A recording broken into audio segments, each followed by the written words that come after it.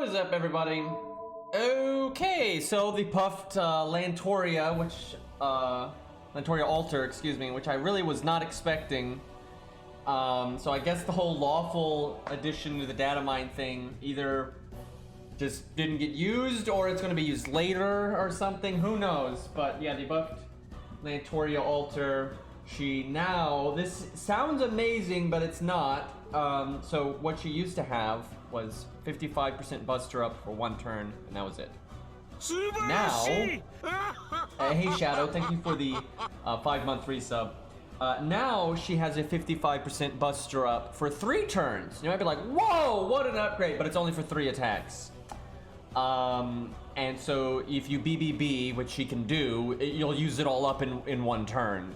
Now, the nice thing is it's still good because you might NP with her or something, or crit, but not have a full BBB, and you got another card in the deck that's got to come up a turn or 2 later, and so you can still get the buster up for that later. But it's not like Arthur's, where he just gets unlimited buster up for 3 turns, and NP gain up for 3 turns. She just gets 3 hits, or 3 turns. However, she also gets a battery. She gets a 20% battery, which is nice, so if you're a bit short on getting your NP, you can just click it and get it. Kind of a whatever buff, though. It's pretty quality of life-esque. It's like, hey, if you didn't get your buster cards on the turn you wanted to NP or crit, you can at least still get the bonus a turn or 2 later. But her total performance I don't think is going to change much, because if you got lucky, you could line it up anyway. So I think her peak performance has barely changed, if changed at all, but her consistency went up. So there's been a few buffs like that this round. Excuse me, I'm getting a cough drop. Anyway, so yeah, one of the weaker buffs, but she was already a good unit, so it's fine. I'm not sure how we want to test her, because the dragon is a saber and will absolutely annihilate her, so I guess we'll just start with Lobo, right? We'll do a team setup. She normally does well in those, and then we'll kind of maybe do CCC or something. We'll mix it up, what we use her for. You can always do Cleopatra as well when we solo.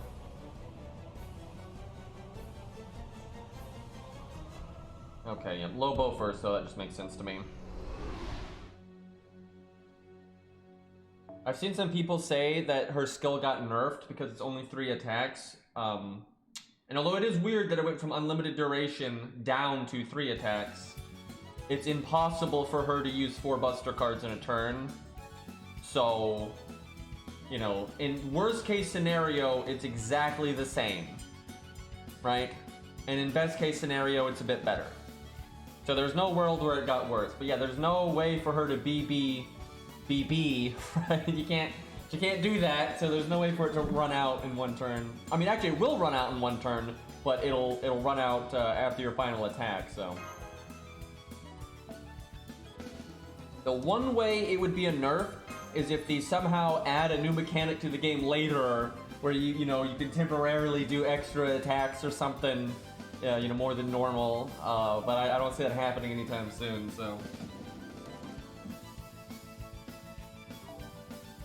Alright, we got Rex's Lantoria here. Okay, we're Buster, so get these art supports out of here.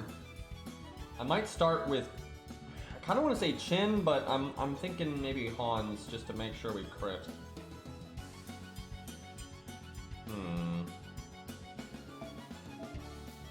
Well, Chin is going to be on the team.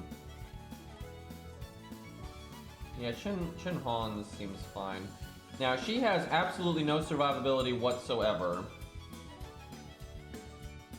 So, we're definitely going to want a second taunt, I feel. Could use Chin Gong for that, but he might die before. Or I could give him Aneth.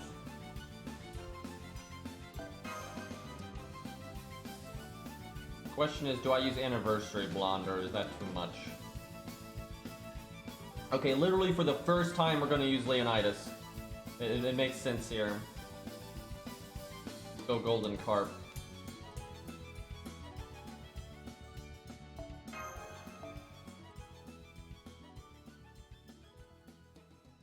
Either last second taunt, Fuma, or Shakespeare. Fuma's a damage support, even though it's not Buster specific, but it doesn't get battery. I'm gonna do Fuma. I think that just makes... Oh god, this account's Fuma is weak! Okay, now I'm gonna do Shakespeare. That's better.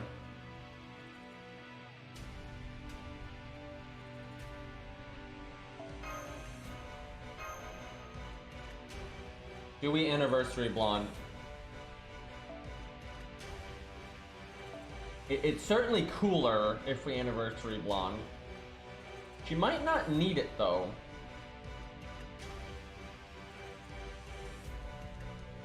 Yeah, Rex is just a ghost right now. Feels bad.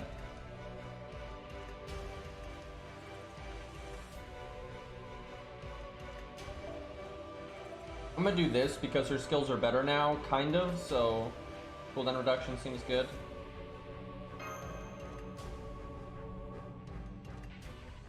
See, we're actually doing the whole story in FGO because we gotta find Cairo's lost belt, and then we gotta, you know, restore the timeline so Rex comes back. Died in a fire, feels bad.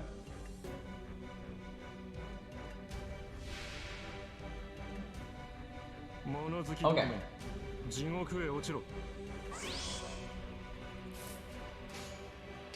Good opening hand. Can I in? Let's see. So if I get to 80%, we can NP. She's got the Merlin command code, so we're essentially at 60 right now. If I use Hans, that puts it at 70, and we only need 10%. So can she get 20% from quick art? I want to say not quite, so but I could use Mash's skill. And the sooner I use it, the sooner it comes off cooldown. Okay, I'm gonna do that. And then we're gonna save Hans' third skill for next turn.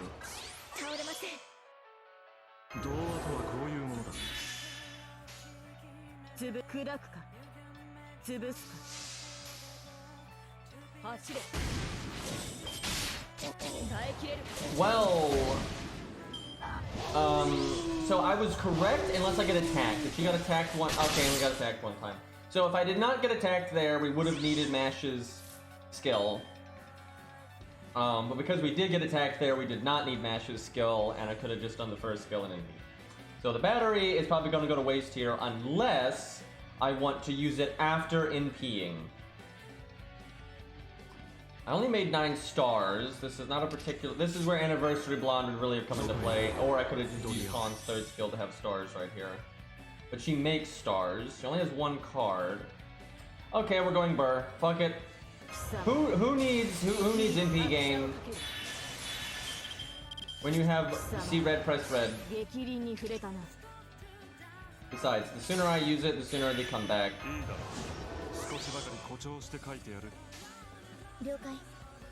Let's fucking go! I want to see this damage here.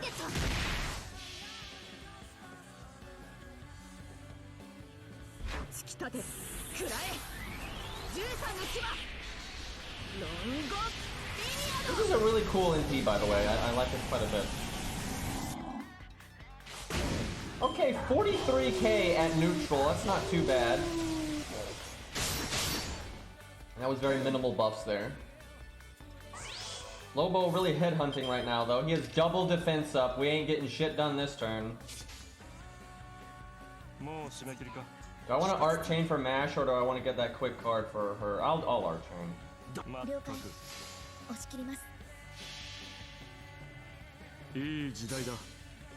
Yeah, she has ignore defense on her NP, and then she has a chance to NP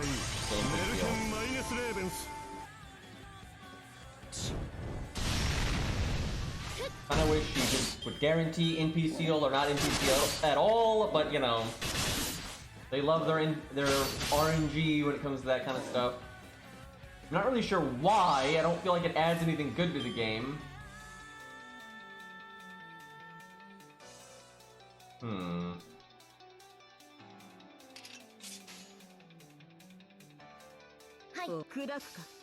Well, our lingering buster up helped us with 1 card, but I'll take it. And it crit!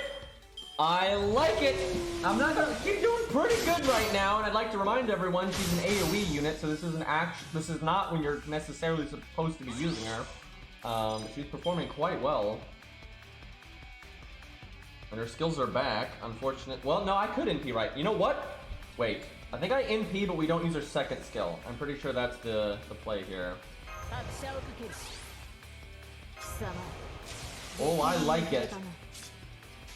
I gotta ping off that shield. Do I want the overcharge? I think our overcharge has more chance to NP seal. That's fine. So I think I do that. Hopefully this breaks. She's got Han's attack buff, her own attack buff, Nash's attack buff, and then bust her up. Wait, the overcharge is cursed? I thought it was the NP seal chance. Why is it cursed? That's so random. Yeah, let me just use Lantoria with double salami. Well, we landed it anyway. 93k? I'm not gonna lie, and this is a level 90 Lantoria. She's not 100 or 2k boat or anything crazy like that. I'm very impressed with this performance. I mean, I know pretty much any time I use her, I'm always like, yep, she's really good, but shit, man. Now we get to crit. Does someone else have a buster card? Yes. That's excellent. Only Hans could give us that crit buff, but that's next turn. 80-80. Damn it! At least we got one. Nice damage, nerd. Okay, you can stop attacking Lantoria though. Like, if you want to hit somebody else, that would be fine.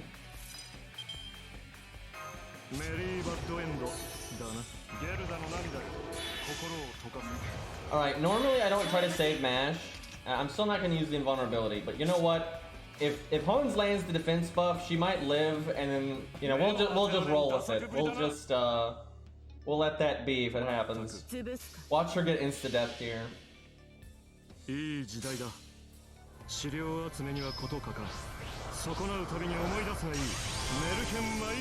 who are you talking about, Fury? Okay, Hans landed defense buff, so she may be able to face tank this. I didn't check though if Lobo had his attack buff. If Lobo has his attack buff, we might be dead. Yeah, I think we're dead. He's doing some damage there. He did not have the attack buff, and we're actually not dead, but we're close. He did 10,000 damage when we had damage cut and loads of defense up there. That is wild, but she survived, so I'll take it. I think I give the invulnerability to Lantoria to just wait. We get 10% from Hans, so we're basically at 60. We have the command code, so we're at 70. And we could crit. I'll just use it to be safe.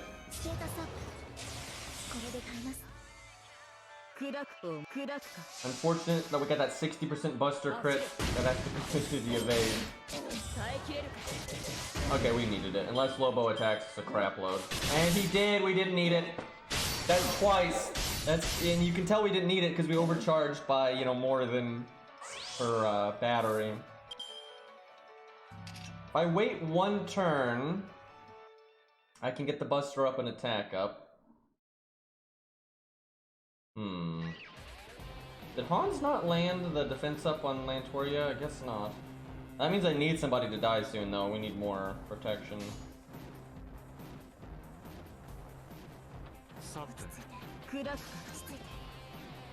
Wow, we really messed up there, though, because now we're going to overcharge even more. Because we haven't even used the first skill, so... Please don't kill Lantoria. I might give her the invulnerability now to just really ensure that she's not about to die, because if she dies, we are in a lot of trouble. Ooh, now this is a hand that I can get behind. This music, though.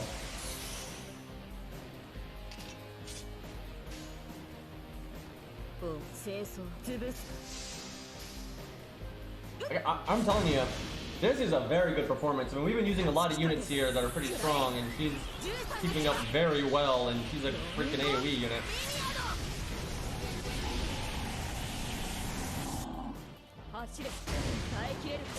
I don't even know what that is over here now. Oh hey, thank you for the sub. I see you're a Ku fan there. Thank you for the Twitch Prime sub, man. Ku's original name right there.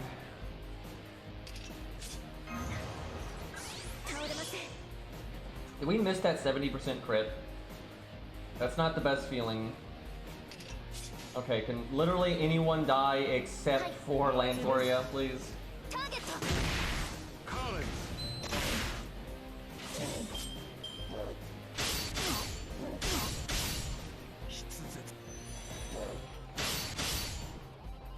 Okay, I cannot believe Mash is still alive at this point. It's kind of a bad thing because we could have cycled buffers and had more damage, but we'll just roll with it.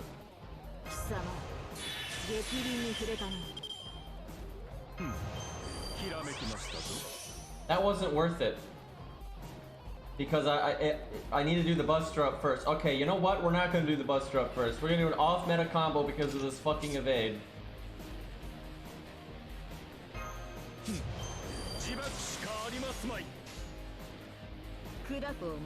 We could have done the Qingong thing, but I think overall this is still better. Never feels good to do a combo like that. I don't think that was quite right.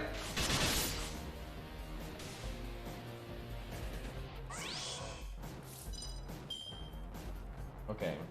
I think we cycle Mash here for God's sake.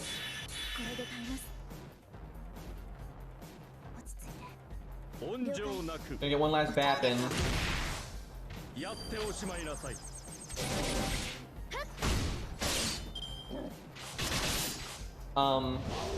Hello? Okay, I was about to say, kinda need to cycle Mash here. We,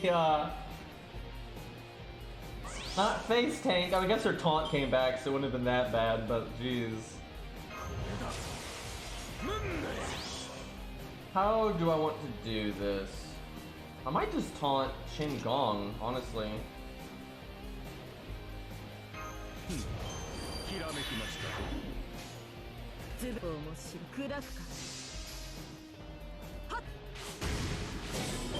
So the main thing that slowed her down is just the evade, because she's so normal card damage based. It's been a little rough, but she still did great here. And again, AoE, so very good normal card damage.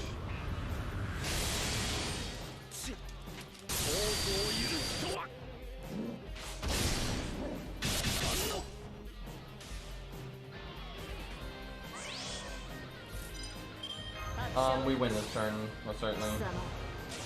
We get our MP now, we got the other Buster card, we have Leonidas's Buster up, so he dead. Alright, well, that was pretty damn impressive. I gotta say, that was a very smooth performance there. Yeah, I don't want to do the actual MP because I don't want to lose the stage. But that was excellent. That was very excellent. Okay, let's do some CCC fights. Let's go do like a solo or something. Check that out. And we've always known she's good at a team, though. But that really is a good performance. That is extremely good.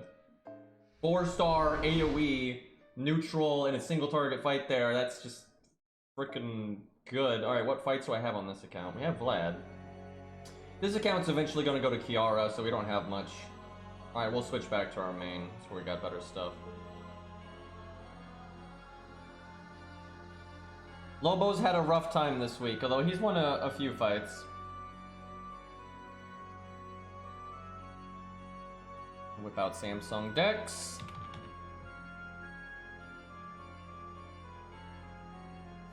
Yeah, she is kind of like Emiya, a little different though, because Emiya is pretty decent at looping his MP if he needs to, and that kind of thing. Emiya is like a mix. He does, you know, a nice chunk of crits and a chunk of AoE, where she definitely favors the normal card crit stuff a good bit more than her NP, but she still uses her NP, definitely.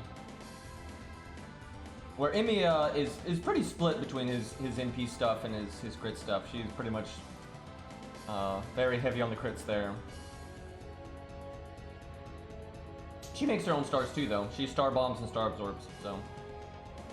Actually, in some ways, she's better at that than Emiya is, because Emiya, that's one awkward thing about Emiya, is sometimes it's kind of awkward to, you need to use your NP to then line up the crits, but, you know, you kind of want to crit an NP on the same turn, because you normally get even more damage that way, so that's kind of a weird thing. But sometimes it doesn't matter, it just depends.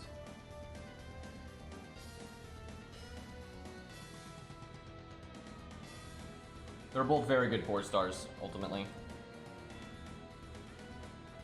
And they both excel. Wait, this is, I think I'm using the wrong. There we... No, that's still wrong. That's the one. Okay, I know how to stream. They both excel when it is an AoE situation, but you also want some single target punch. And there's a lot of challenge quests like that. I mean, there really are. There's a lot. And that is like right up their alley. You want to have...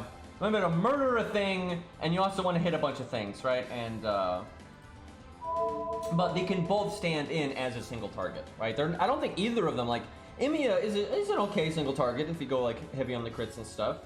But he's not like the best, you know, single target 4-star or even 3-star archer if you're fighting just a single enemy. And same for Lantoria. If you're fighting just a single archer, she's not the best pick ever. But she's fine. She can keep up. She can do the job. And then those single target people that might do a bit better than her will do very badly if it's a situation where you need AoE. And if you need both, then it's just right up her alley, so... I really like her gameplay. I think it's very versatile. It's just... You get a lot of boom for your buck. If you level her, you get a lot of... You got a pseudo single target, you got an AoE, and then in those fights where you need both, she is both, so... Quite nice. And this buff doesn't change her peak performance too much, because what we just did, you could roughly have done before, but it's just more consistent. You don't need as lucky of turns. The deck can shuffle in weird ways, and you can still work with it. If you end up being a little bit short on your NP gain, and you're like, oh, but this would be such a good turn to NP. Now you have the battery. Or if you wanted NP turn 1, because you're doing battery charge stuff and things like that, she helps with that kind of thing. So, seriously, I think she's super good. Because she was already good, and this buff, she was already good. The one problem was sometimes she wasn't super consistent. Now she's pretty consistent, so that's just excellent. Let's try to solo Cleopatra. I think this will go horribly, though, because trying to solo this fight at neutral, if you don't have any survivability, is generally death. But we'll see how she does here. We don't really have a long-term fight like the dragon, because it's an archer. I mean, it's a saber, so... I guess we'll go short-term, then. We'll do default, actually. Will we, though? No, let's be brave. We'll do anniversary. And just hope Cleo doesn't land any of the buffs. Oh yeah, in other news, they showed off the new costumes, and I don't like them very much. I think the Joan of Arc one is really weird. Okay, am I the only one? Let me get this on stream. So never mind the design, right? And it'll probably look different in-game. Hold on, let me get the picture here. Like, maybe Green Man is just crazy, but am I the only one that thinks, like, her head looks photoshopped here? Let me, Like her head, I swear, it looks photoshopped on this thing. Like, it looks really awkward. Like, I'm not crazy about this. And then, yeah, the dress is so wide and, you know, all that. It just doesn't look very good to me. And then, Shootins is just kind of whatever, but I'm not really a fan of Shootin' anyway, and I don't really like that whole style anywho, so I don't think anyone's expecting me to like that one. But, yeah, I don't like the Joan of Arc one at all. I think it's pretty bad. I know some people like it, and, you know, I'll have to see it in game. It might look better there, but I'm not a fan. Like, the giant poofy ass dress just looks insane. Yeah, the dress is the flag, basically. And then it's just kind of boring.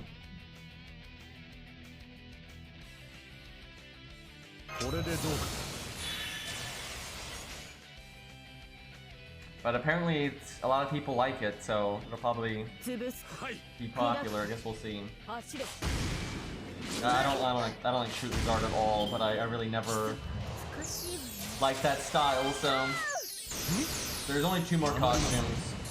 So there's 2 more costumes, and the servants that are left are Okita, Ushi, Jolter, Nero, Scath. So my guess is it's either Okita and Ushi, or it's Ishtar and Ushi, or like Okita and Ishtar or whatever. I think there's a slight chance that Jolter gets it because Joan of Arc just got it, so maybe Jolter's actually going to be in this event and they're going to give her an animation update and it's going to be a whole thing. So it's kind of hard to say. The Jolter thing is still kind of, the jury is out. But I think Scath and Nero are definitely not getting one. I think they're dead in the water, and they're definitely 2 out of 3. So the third one that's not getting a costume, I feel pretty confident Ishtar is probably going to get one of them. So I think it's either Okita, Ushi, or Jolter. One of those 3 is getting shafted here. And we pretty much already know Scath and Nero getting shafted. Although you never know. And maybe they do something weird and they give it to Nero Bride instead of regular Nero. So it's not like, you know, it's still kind of a question mark. But Scath is pretty much doomed, I would say.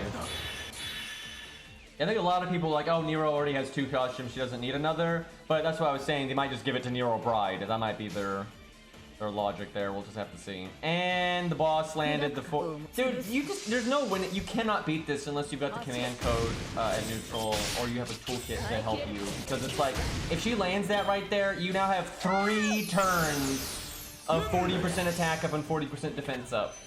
Like, unless you're, you know, like a crazy ass unit like Ku or Fujino or something, there's just no way. Like, there's just no way. Yeah, her MP ignores defense, but that's not gonna help. I mean, so much of our damage is normal card based, and it's not like it's only this turn. You know, it's still gonna be there. And this is going to end us. Like, she might just like 1 turn us right here. I think what we do is we don't use the first skill. We'll use it on the next one. I'll use the Mystic Code.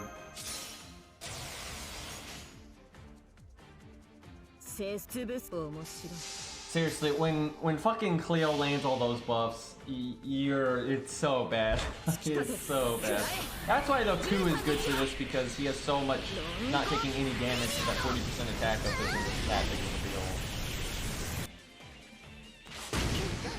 Although I'm pretty sure when I did this with Ku, wow, we didn't break. When I did this with Ku, I'm pretty sure I did bring the command code to get rid of the defense buff because it's supposed to force it down so much. Hey, look, I think she's gonna 1-turn it. Yep. It's like Cleo is an absolute monster or something, especially if she lands those buffs. That was the worst any unit has ever done there, but that was also because Cleo got really lucky and that was like the worst timing for everything. And I didn't use my guts. All right, let's fight somebody else. That's just not even. There's just too much RNG there unless you bring every command code ever.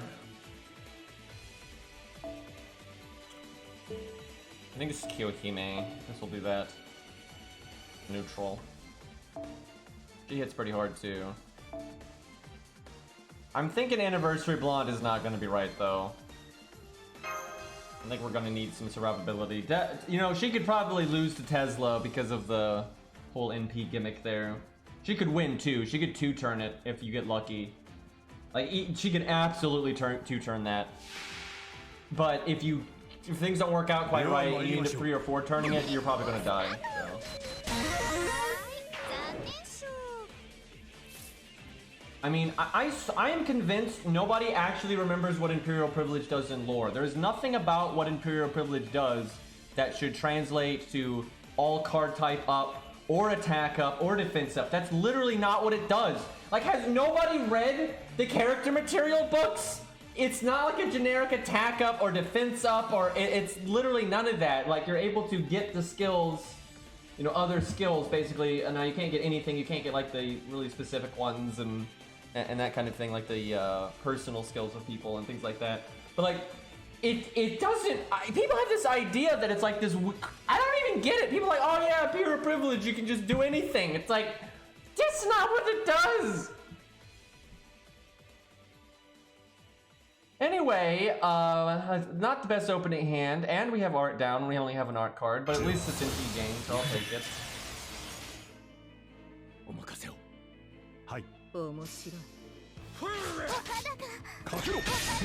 Now, I'm not sure DW knows what it does in lore either, mind you, but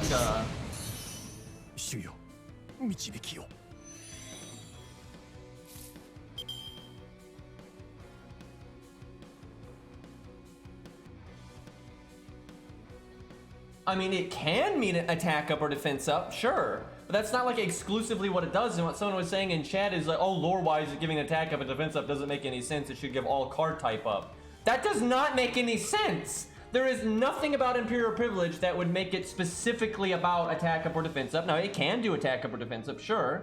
And you could have it do card up, sure. But there's literally, look at Imperial Privilege and tell me how that translates more to all card type up, more so than attack up or defense up, or literally any other effect. Like, there's nothing about it that points to a specifically card. It's not like, oh yeah, because again, if Imperial Privilege had a chance to give you a card type up, that's fine. I'm not saying that that's wrong. I'm not saying giving an attack up is wrong either. But there's no world where you look at that skill and you're like, oh yeah, attack up, defense up. No. Card type up though. Like, it's just silly. Also, I'm convinced if they made Imperial Privilege an FGO now, it would do something completely different. I'm telling you, the reason it does what it does is because they were lazy and they didn't care, because day one FGO. You gotta remember, Imperial Privilege was made day one.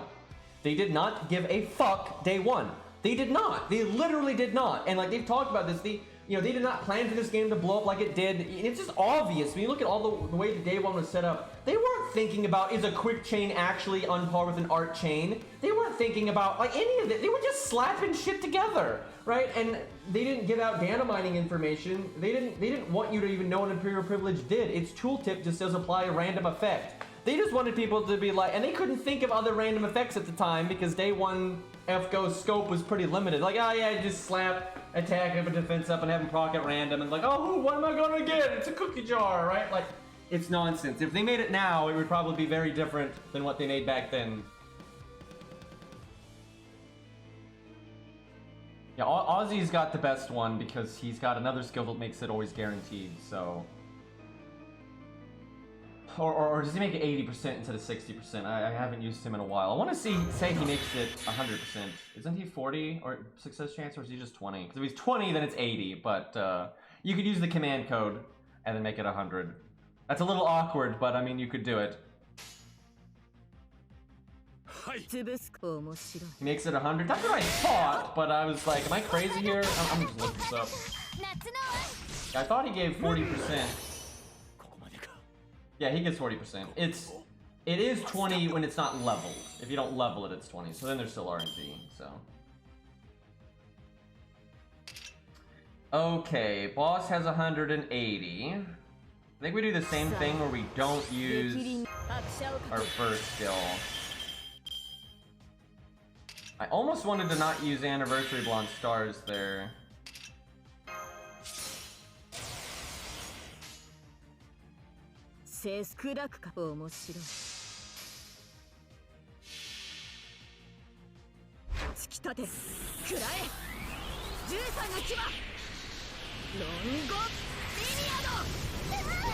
There's almost no way to represent what Golden Rule does in lore and gameplay. Like, it's not a combat ability, with a few exceptions. So, like, it's kind of a combat ability for Gilgamesh because Gilgamesh becomes more powerful the more wealth he has. Aya, literally, this is not a gameplay thing. In Fate, Aya does more damage based on how much wealth Gilgamesh has, right? So, for Gil, it kind of is a combat skill, but for everyone else, it really isn't. So there's really no way to, have a gameplay effect for it that makes any sense. I am so close to being able to loot my ENP. That'd have been really cool if I could have done that. I guess I make stars then. Well, we're not gonna win. We need more survival. There's no way we're doing 348 at neutral here.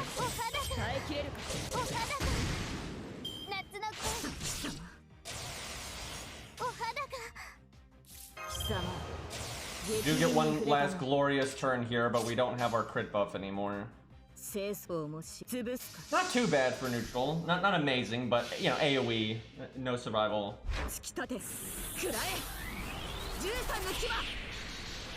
Gil should have a skill that increases his damage based on your QP count. That would be so cancer. That would be so fucking cancer.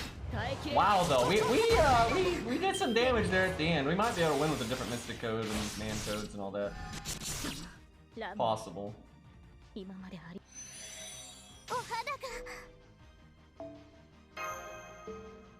Yeah, they haven't really explained why, but Aya is like tied to Gil And the higher Gilgamesh's strength stat is, the stronger Aya is. And also Aya just does an insane amount of base damage, and then it gets a multiplier even further based on how much wealth he has. Which is, they've never explained why, but it is a thing. How much paid SQ in your account? Alright, what else can we do with Lantoria that would actually be applicable? I got one more thing here. Oh wait, I'm looking in the wrong thing.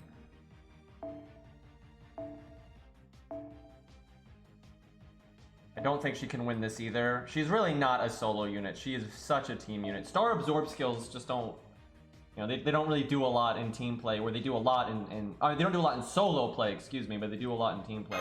And I think she showed that. I mean, my god, she did so well against Lobo there compared to everyone else that's done it, so... but yeah, her solo is going to be a bit weak, for sure.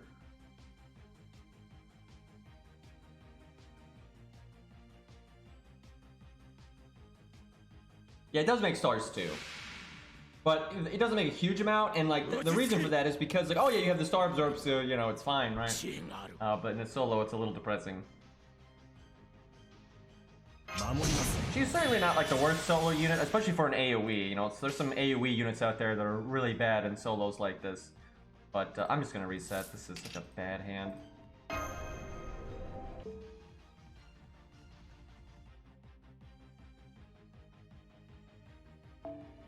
The Ongra stage, I mean, it is applicable to her. She'll probably do badly because, again, not exactly a great solo unit. But hey, AoE actually does okay there, so we might do that.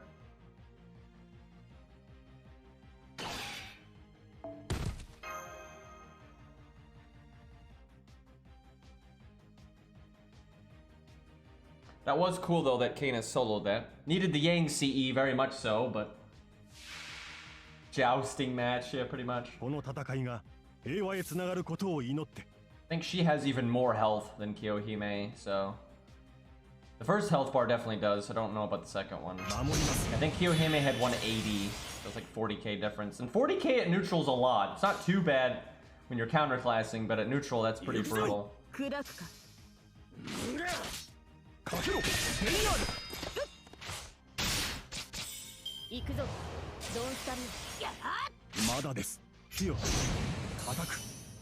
Oh, Zerp's here apparently.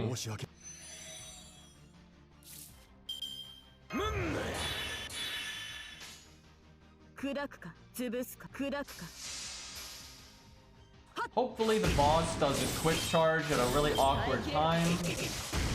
She has a tendency of doing that.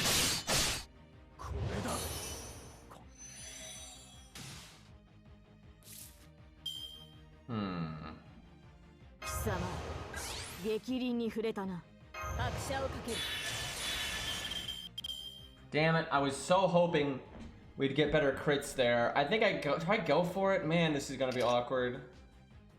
I need to break here, but then I need to have a lot of resources left for the next health bar.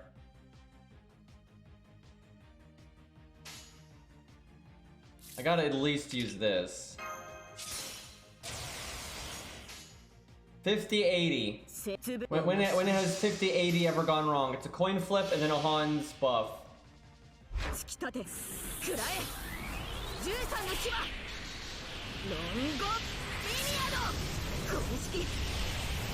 I really wish we had landed the NP seal there.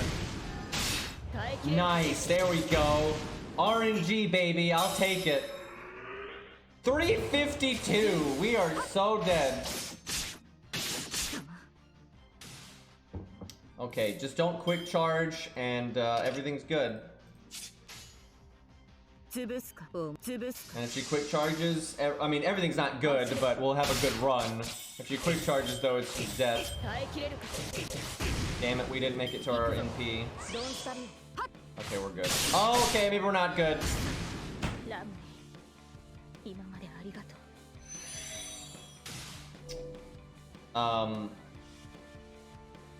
Yeah, that kind of sucks. Did she kind of ended us rightly there? She can crit too, apparently. Alright, let's try the Augur one, why not? I see no hope here. But we'll give it a bash.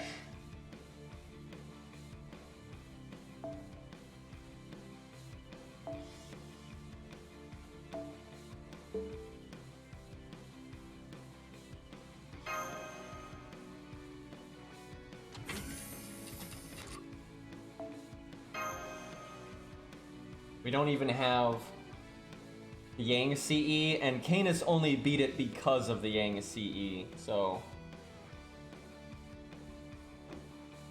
And Canis is more aimed at soloing anyway.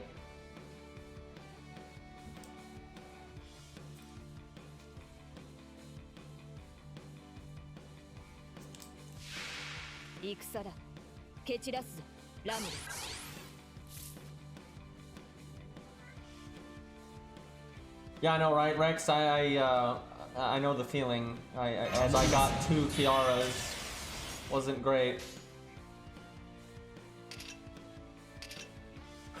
They just hand you one, man. I only got 1 of it anyway, just on this account. Imagine getting 2. Imagine trying to get Brunhilde and getting none, and then getting 1 Yang CE and 2 Kiaras. Is just like the fuck. If I NP, I think I NP right now. Like, why not?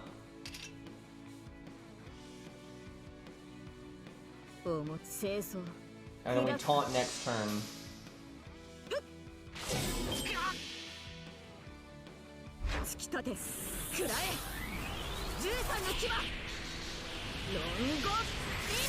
Freaking Dex move the thing that brings up the low bar. It's annoying.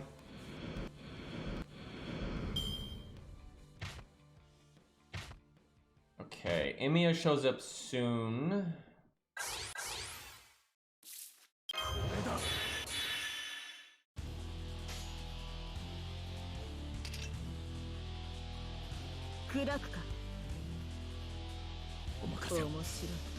Please one shot. There we go. If we kill 2 here, that'd be awesome. Nice. Kill rate's pretty important because it keeps their damage down. They gain those buffs every single turn, so they will one-shot you in no time.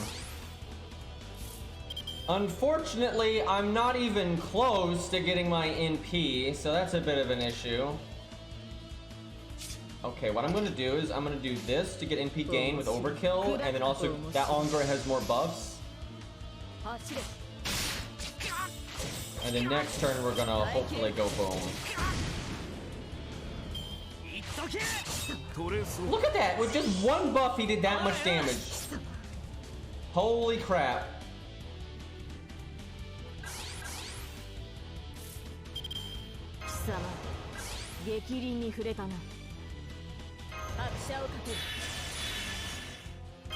I should have cast that last turn. By the way, this stage still lags. But I should have cast that last turn because I didn't use a Buster card.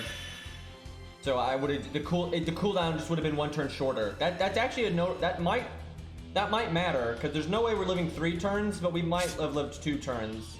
So that was definitely a mistake.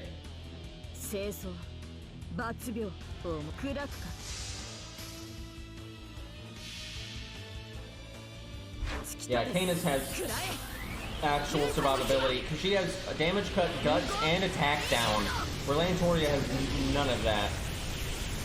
And also, Lantoria is very bursty, right? She's a lot of value in one spot, and then she has to kind of wait a bit. Where Canis can kind of keep rolling a lot better. And when the enemy have a bunch of health bars, that's kind of a big deal. Hey, look, he cast Evade, as he do.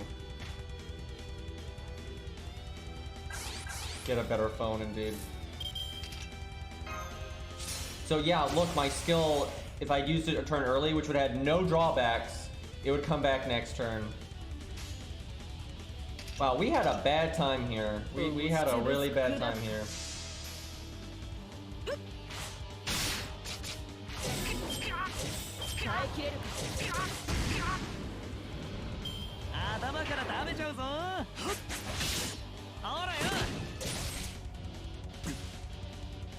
But ultimately, Lantoria Alter just really shines in a team because you're able to really capitalize on that that second skill, and I think we really showed that like easily with that Lobo fight. So you know, she may be sucking in the solos, but that's like Lancelot. You know, Lancelot does not do well in solos. She does better than Lancelot in solos, though. I'll say that.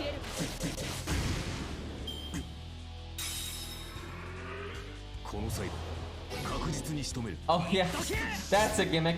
You can't block that, you can't resist that, and you can't remove it, and it does 1,500 damage.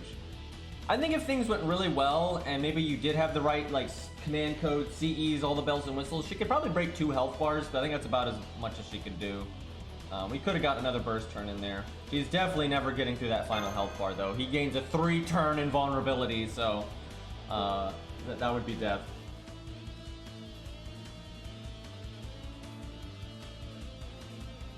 Yeah, if she could get an animation update, that would be swell. Okay.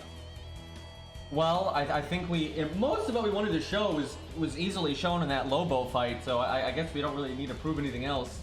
Grud confirmed stronger. I mean, that was kind of, you know, there was 99 of them, I'd just like to say.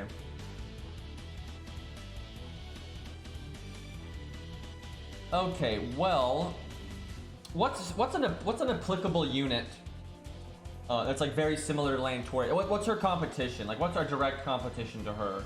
Because we'll use that against Lobo. Just like, why not? What's another 4-star Lancer that is like in the same realm? So an AoE Lancer, I would say. Oh, let me switch back again. Nukehead, yeah, Nukehead's. Yeah, I guess Canis too. Nukehead and Canis are both in that. Fionn, yeah, Fionn is as well. Let's see. Well, if we're gonna use, I have a pretty upgraded Fionn, but he's level 80. Yeah. Yeah, Melt too. Technically Valkyrie too. That's just mean. Valkyrie's gonna do terrible. Oh my god, Valkyrie's gonna do so bad. Can you imagine doing fucking Valkyrie as the only DPS on a budget team against Lobo? The only good thing about that is you get the sure hit. That is just going to be awful. Like that, I think they would lose. I legit think that team would lose. It's going to just take years to get to those health bars. I think that would fail.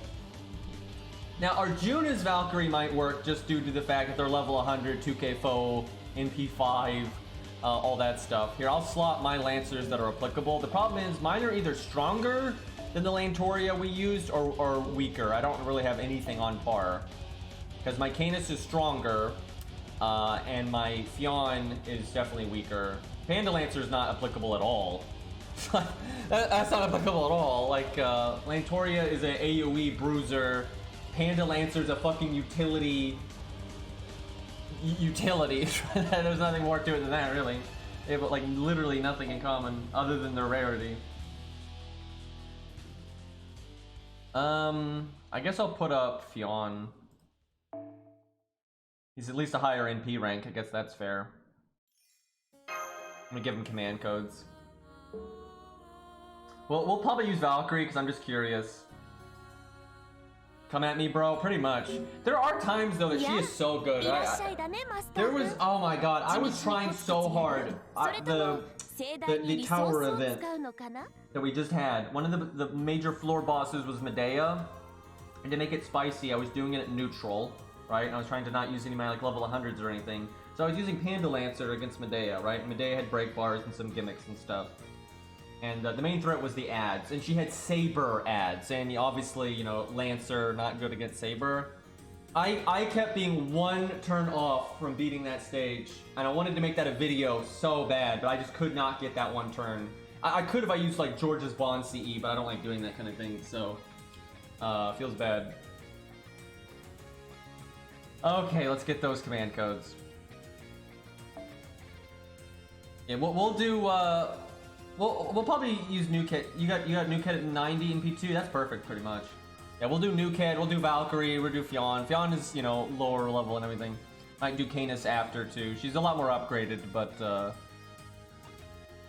Canis and her are pretty similar. I mean, Canis is more long-term, and Lantoria is more bursty. But there are both AoE 4-star Lancers, Buster, that also have a lot of single card or normal card damage. So they're very similar in that area. And yeah, this is a Day of Fate remix by I don't really know how to say this guy's name, actually. I'm just gonna link it in chat here. But he does a lot of really cool remixes.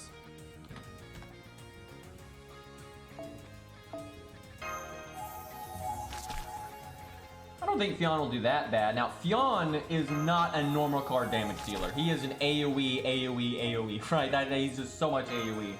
But he can NP very often, and he has a very good toolkit. If it was an AoE fight, he'd do amazing. The big thing that's going to hurt him here is Fionn really wants to be hitting multiple targets because it's more refund. The more targets you're hitting, the more NP you get back. So just fighting one big nasty is not that great for him. Like, that's not really what he wants to see. But I don't think he'll do too bad, but we'll find out.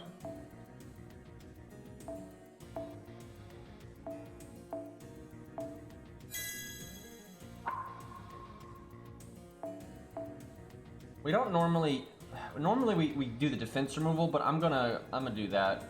I think it might work out. And I can put defense removal on a different card. That is bad though if you need to remove the NP up on the turn that you're NPing. Because then you're putting the art card in the wrong spot, but you kind of have to do that anyway because of the evade.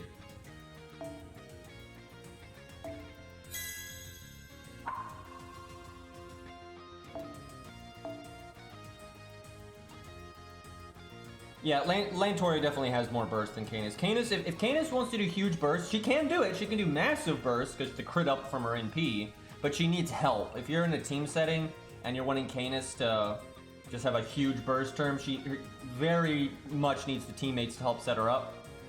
You can get incredible burst if you do, where Lantoria don't need no help, right? And if she has help, she'll just do even more.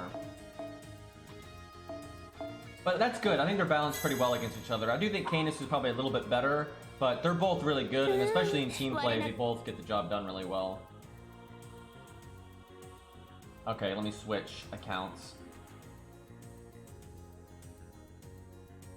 I'm actually really looking forward to testing out Nukehead, because we've been testing units that got buffed, and Nukehead actually got buffed a while ago, but we weren't doing this kind of testing thing back then, so I'm happy to check that out.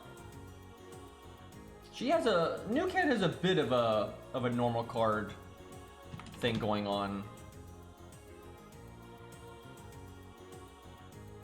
I keep having to switch between flow and decks. It's not ideal. I gotta set up decks so I can actually do the full screen thing.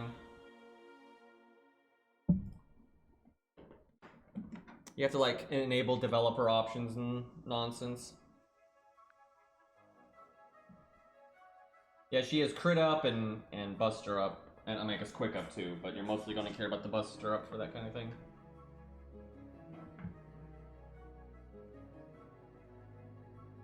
Imagine if every time you equipped a CE, excuse me, I was going to say command code, but anytime you equipped a craft essence, if, you know, you had to go through an animation when you unequipped it and re-equipped one, it'd just be ridiculous, dude.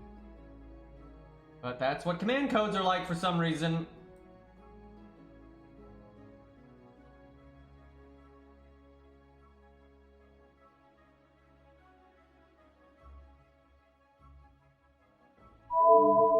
Loud.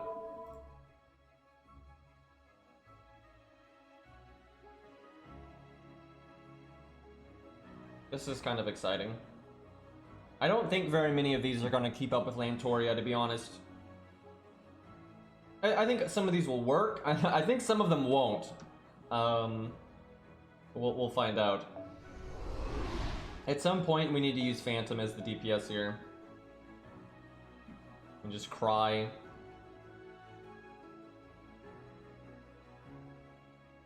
Oh, Epic Civic. Oh, here we go. We've got Melt too. We actually have a lot of applicable stuff here. Which one do we want to start with? Jeez. Oh yeah, and we got Hector. That's a 3-star, so it's not quite right, but that'd be a fun one. I guess we'll start with Melt because that's at the top of the list, so why not? So level 90, which is the range Lantoria was in. Okay, we are now Art, so that changes some things. Theoretically, she's someone that works with Hohenheim. Hohenheim has been a little shaky, though, when we use him here.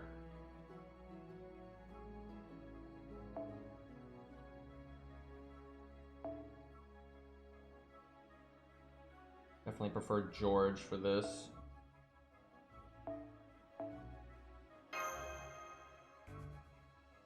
Which way do we want to do this? How much survivability does Melt have? Let me look here.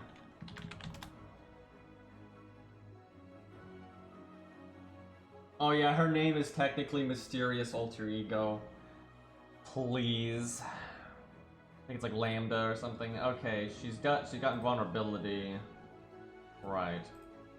Now, this is not applicable because we're doing a single DPS, but a lot of times when you do budget teams, you do double DPS, and that can make Melt's third skill terrible. That's a real difference between her and Fionn. Fionn buffs his teammates. She nerfs her teammates. However, if she is the only DPS, you don't mind.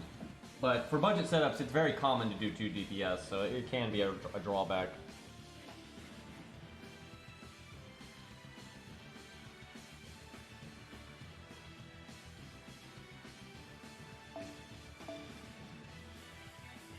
A little bit risky here, because Mozart might show up and then not be able to cast his skills because it's the wrong turn and then die before he casts them.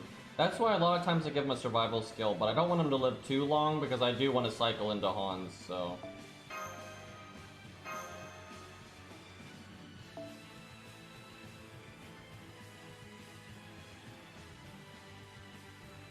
What a waste giving that to him. Like, what a fucking waste.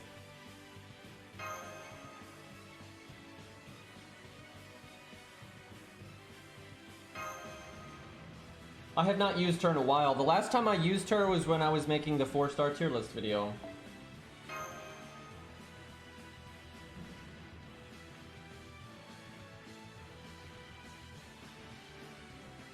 I mean, Melt is an original character. Guys, believe it or not, there's no actual real-life historical record of fucking Melt. It's you know, OC from CCC. Liar. Wow, look at this opening hand. Give me some NP gain for Melt here. Game, please.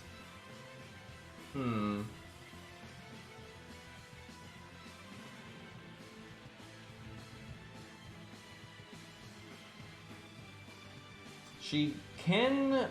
Doesn't she drain 30%? I think she drains 30%. The thing is, I don't want to drain and then do the NP if I don't have any other fucking cards. I would much rather do it on a turn where I've got some art cards. I think we wait a second here.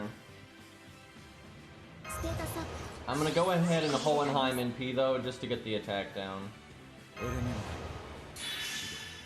This whole no art card opening hand was not what I wanted to see. Look at those sunglasses though. I love the sunglasses with the fucking penguin. This is great.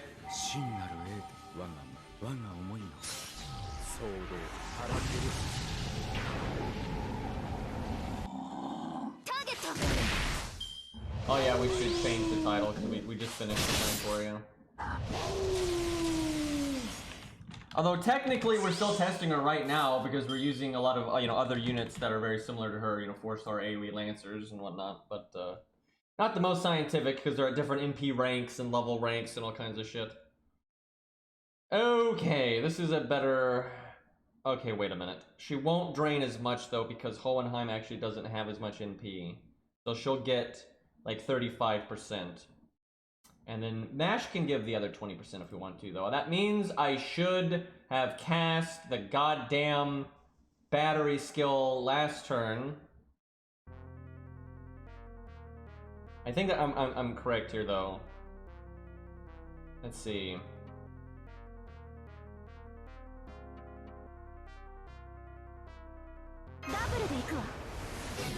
Yeah, that's enough. And that sucks though. Pretty much every other unit has been able to have mash NP. I don't think we're gonna have mash NP with melt, but that's just you know, part of the unit. Gotta deal with it.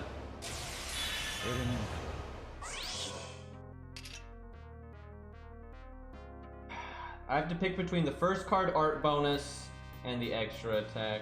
I think we'll go with the extra attack.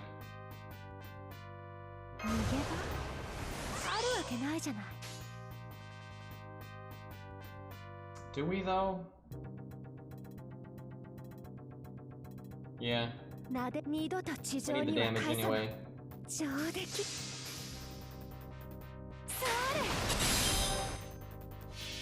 Also, we're having to NP into the defense up here, but I didn't want to wait.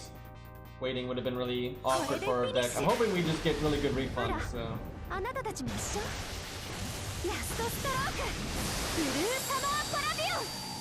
Penguin's got our back. Not too bad.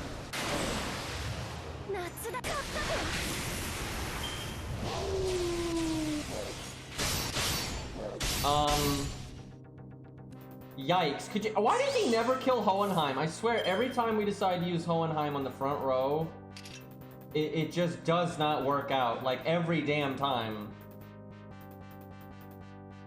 Dude just lives forever.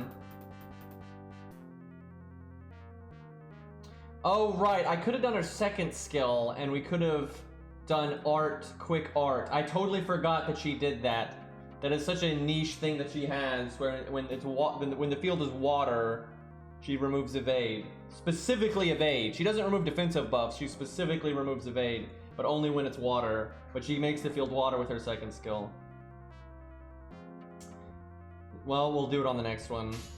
It was a really bad turn though to use our second skill outside of that, because I'm not even sure it was worth it, because we didn't even vulnerability. Oh, we also didn't get attacked that turn, but that was just RNG being a shit hit.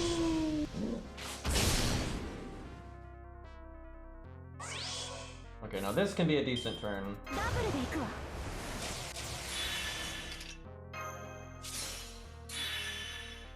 Mash, please don't die. You're probably gonna die. This is getting really messed up here.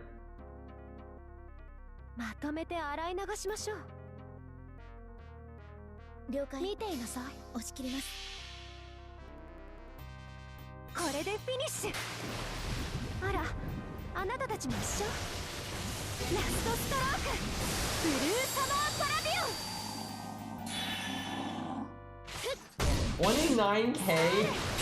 We had double Arto. I was expecting a little bit better than that. I mean, we're NP5 for crying out loud.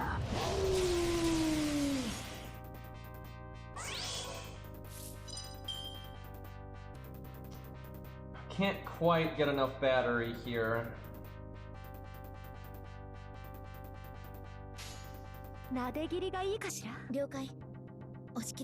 You know what? We're gonna do the defense removal into the match crit. It's worth it.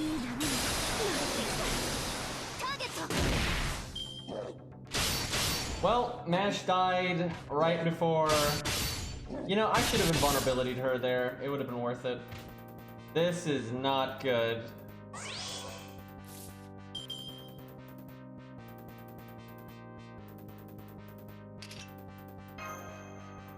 We did not have amazing luck here, but we're doing so much worse than Lantoria. Like, by such a large amount.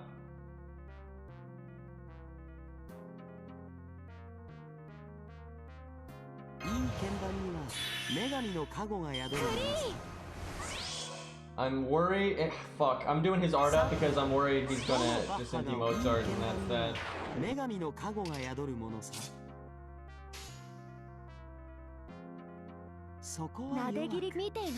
Come on, big crits. We'll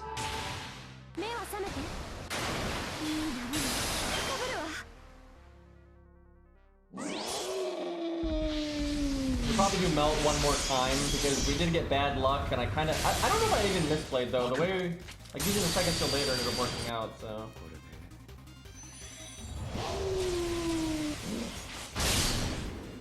Okay, not water field anymore. 97% thanks game. Also, that means I could have held on to Mozart's skill. You know what? We're doing that.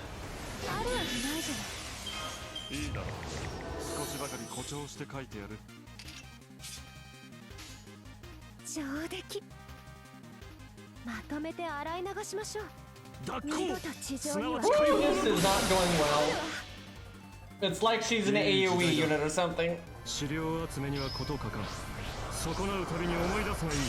メルヘン・マイネス・レーベンス。Beastly put the right command codes on though. これでフィ This ニッ is シュ。 Lobo's team right now, apparently. あら、あなたたちも一緒。 Taking nerds out. ブルーサマーパラビオ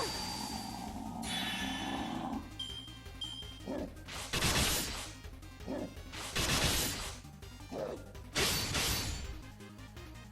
We have not even broken the first bar yet.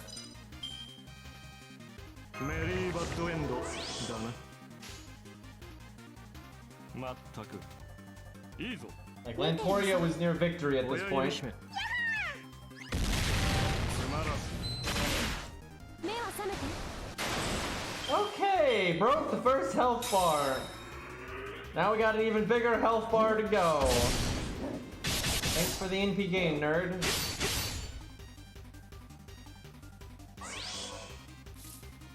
Can remove the evade. 大掃除と行きましょうか。 So maybe I should have saved that for the upcoming NP. Guess we'll find out. 二度と地上には上出来。見ていなさい。 これでフィニッシュ。 I mean, she has normal card damage, so she does her art up, does affect her normal cards and that kind of thing. ブルーサマーパラビオン。 But certainly not as much normal card damage as Lantoria. Certainly not. But she is MP5, which does help. But she's like Fionn, where she wants to be hitting 3 targets, because hitting 3 targets means you're getting more NP refunds. That's like the shtick.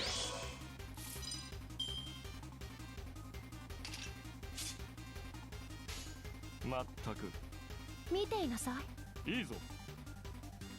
さ Doing it quick for the game starts now. You guys finished up that turn anyway.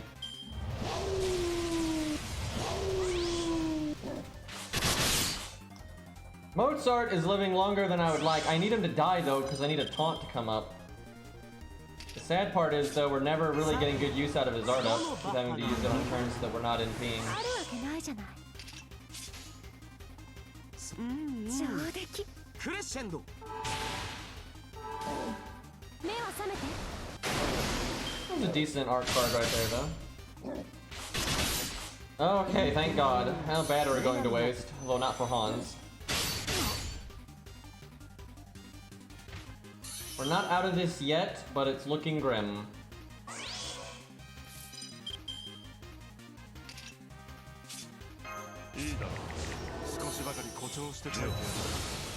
I really want George to somehow live here, but it's not looking likely.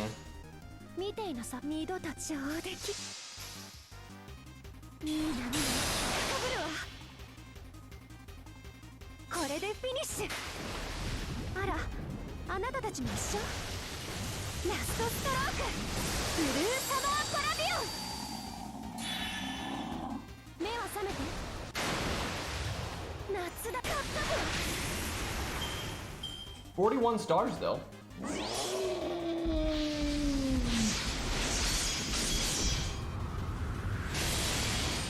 The Kodro did quite well here. We got insta-death. Thankfully we had guts. Nice, it canceled his turn. The reason I really wanted that was because it lets me get more battery.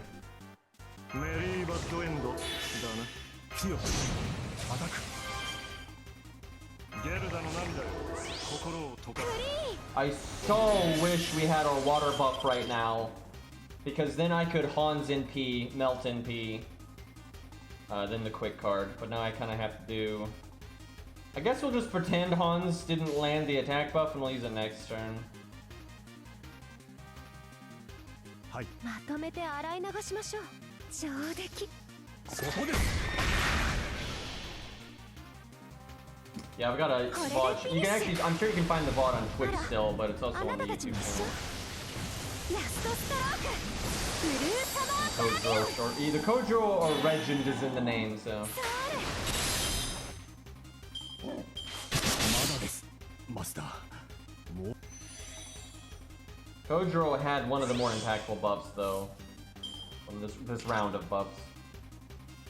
We are really coming down to the wire here. 脱行すなわち解放の時上出来なで切りがいいかしら Is she gonna win, chat? いい時代だ資料集めには事欠かん損なうたびに思い出すがいいメルヘン・マイネス・レーベンス目は覚めて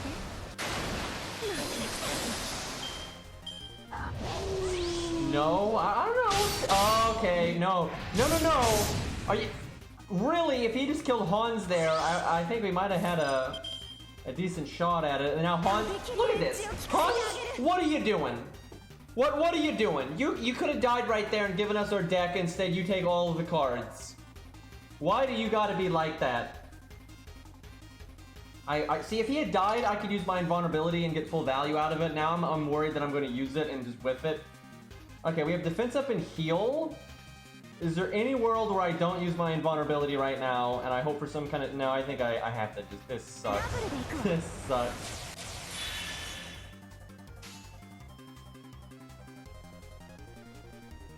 What's the turn order here? I guess we make まとめ stars.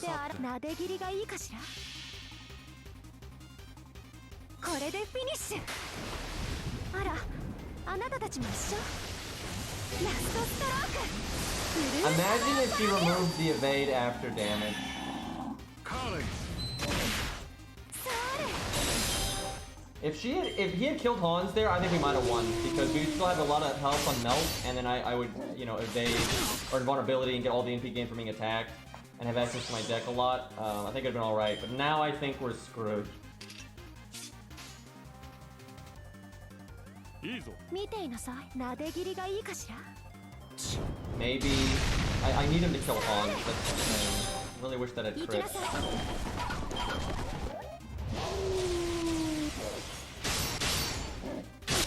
Only he had done that a few turns ago. We'd be in the same boat, but have more health, and we're one turn off. I think we could win next turn. 上出来な上出来 Yeah, I think we would have won next turn. So we're like one fucking turn off. 夏だかった Don't do it, Lobo. Don't do it.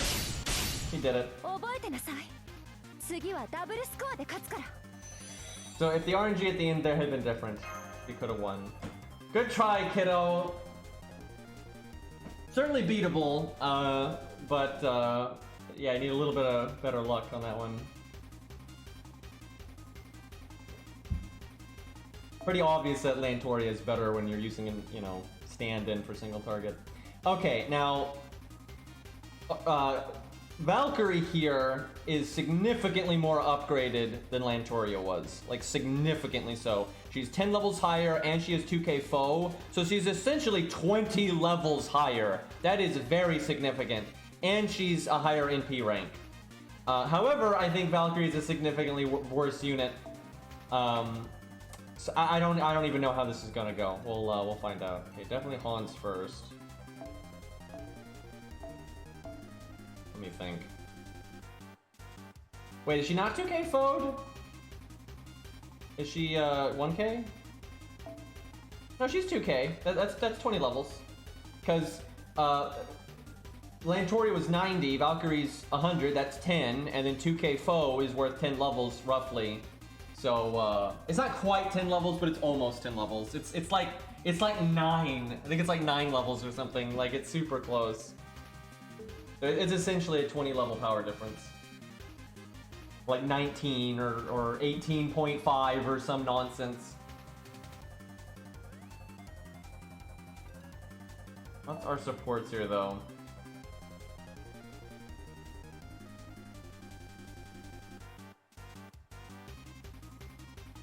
Gotta keep it budget. David's okay.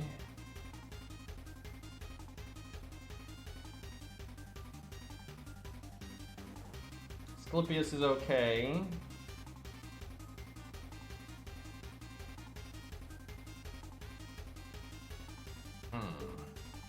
Could go right into a taunt, but I feel like that'd be a little too soon.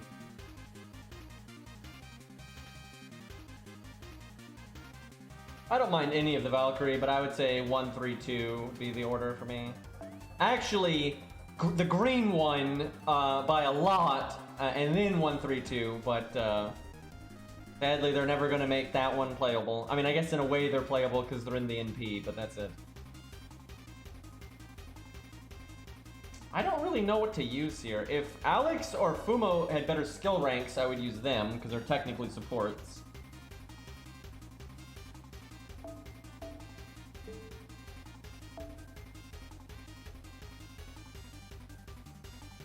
Weird using Qingong, because she's, wait, that's the wrong Qingong. But I think the last second defense up damage cut and battery is good enough. I mean, there's no quick supports. Like, what do you want me to do? There's no fucking quick supports for 1 to 3 stars. And David is, you know, kind of a DPS support hybrid, but we're counting him as support here, so we'll do that. That makes it fair. Wait, he might live too long if I do that. Shit.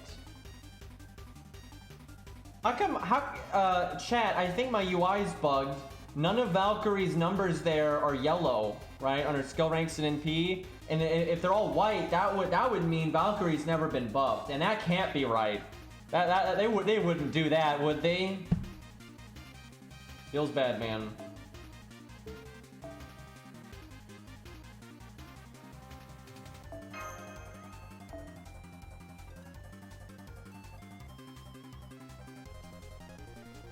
Okay. Off we go. George doesn't have a buff either. That's true. Give him an upgraded NP, cowards.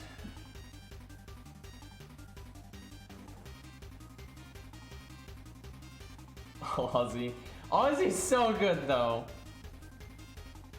Still performing better than Quetz by a bit, I would say, although Quetz definitely caught up a little bit, but Quetz's buff was kind of a quality of life update. It didn't affect her peak performance too much.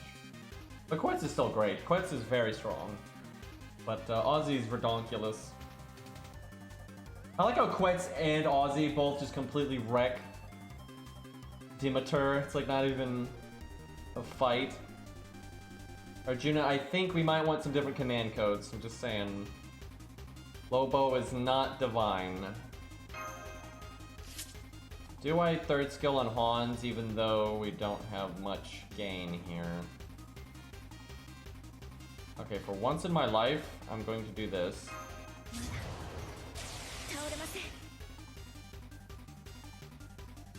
Okay, we'll do it like... This is so weird, but it's a lot of stars. I'm okay with that.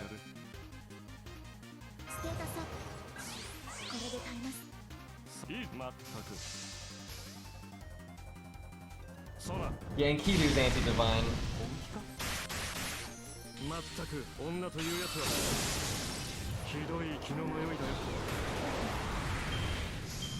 But she is such a high level and everything that it kind of balances out, so it's not a big deal really. If anything, it's preferable.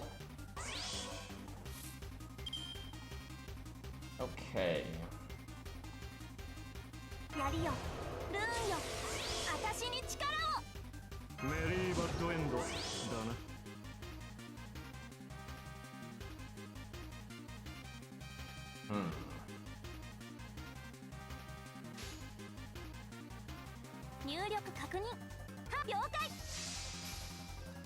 If I'm not mistaken, she gives herself sure hit on NP. I'm hoping okay, I got just making sure I'm not misplaying like a champ here. Green Valkyrie, best Valkyrie.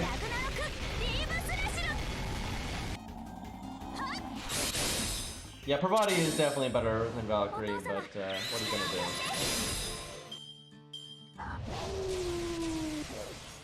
Valkyrie is good for farming if you're doing double scatty stuff. Although her damage can still be a little lacking, but man, Mash is just having such a bad time here.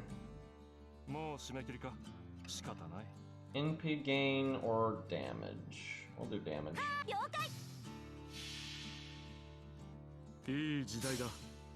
資料集めには事欠かん。損なうたびに思い出すがいい。メルヘン Thanks, Hans. Defense buff would have been swell, but you know, nah.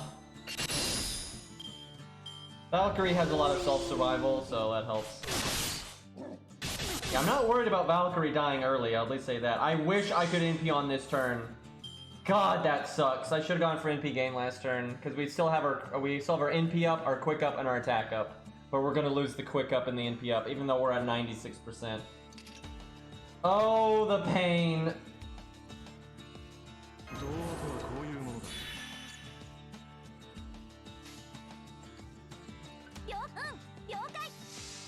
Damage cut though. Ooh. Like the crit. Can we get Odin in the game, by the way?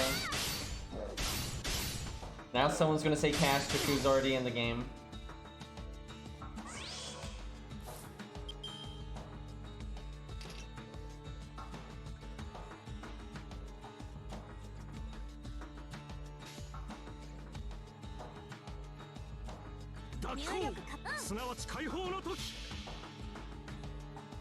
Already have Odin at home.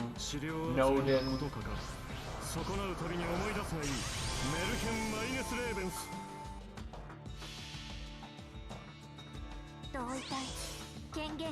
Divine spirits can't be summoned, as we have an army of them.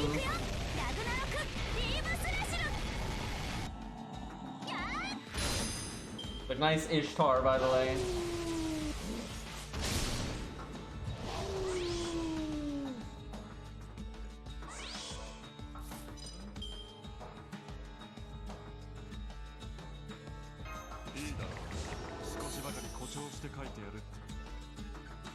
Do I use Atlas now to get the battery going? I don't think so, because I probably won't cast the first skill for a few turns, so it's kind of going to waste, and there's no need to cast her second skill yet.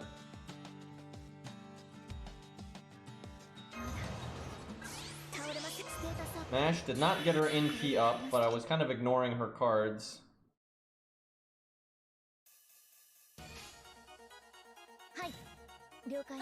Also, on the second deck shuffle, all of her art cards were on this hand. So that was very unlucky for her.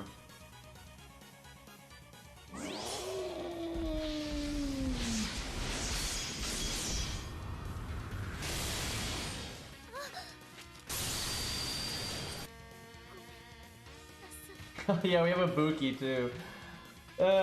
Shit don't make no sense.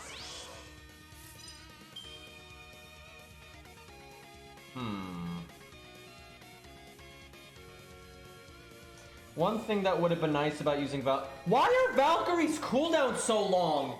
God damn it, dude. I'm just thinking about this. She cast her third skill on the same turn as Hans, but, you know, he recast it and she's still, like, just, you know, waiting forever. Like, god damn. I was like, yeah, syncing that up would have been nice.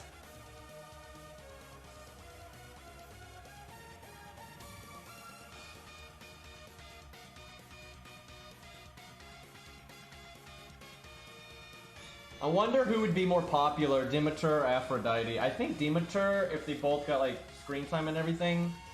But I don't know. They actually have a decent chance of getting in someday, I feel.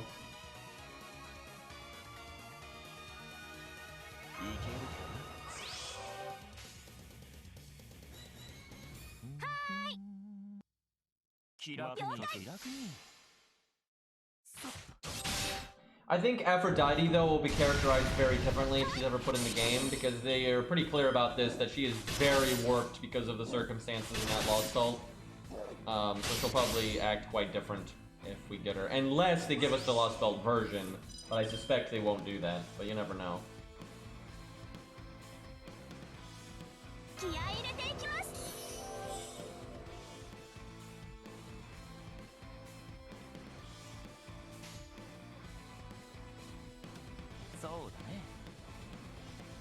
Actually trying to get Hans's MP again.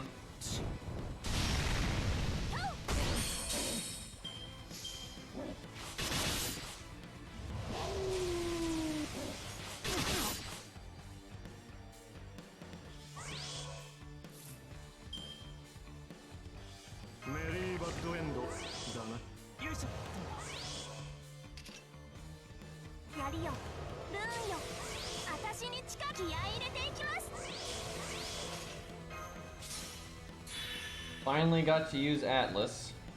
And our cooldowns are still long because this game... 入力確認 そうね Hans NP gain versus... Okay, Hans uses his second skill next turn, so we'll do David. 気楽に気楽に同意体権限開始同期開始みんな行くよラグナロクリーブスラッシュそうや 1,000 life. Okay, game. Although we don't have our NP, so we're not gonna whiff too much. いいだろう少しばかり誇張して書いてやる Although we're gonna whiff a pretty nice crit. 脱行すなわち解放の時そうだねいい時代だ資料集めには事欠かん損なうたびに思い出すがいいメルヘン・マイネス・レーベンス What about Mars, though? Like, that was a guy.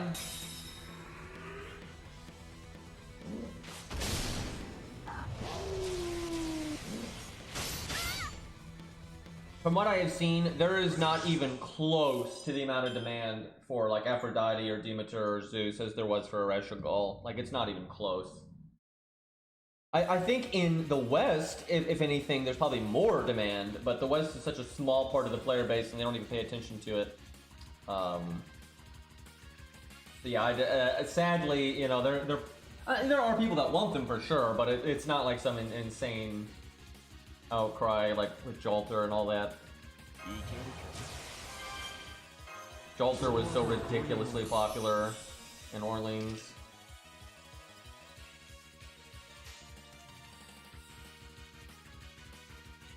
まあ気楽に気楽に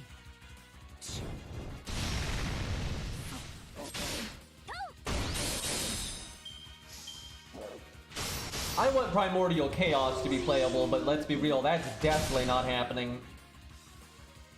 Okay, so we're slightly cheating because we're going to use David's NP, but, you know, that is a perk of how David works, is he's kind of a damage support hybrid.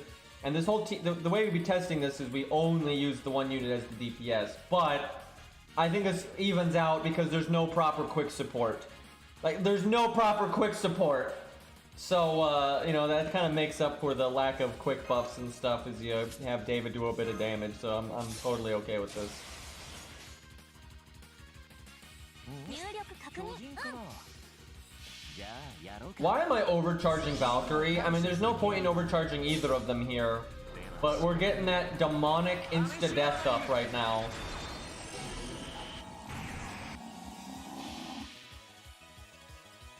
同意体権限開始同期開始みんな行くよラグナロクリーブス We have to make Surtur smaller. He actually is summoned, though, in the story as a Saber Servant. That is what happened there. But, due to his size, I'm not sure they're going to add him, and it'd be hard.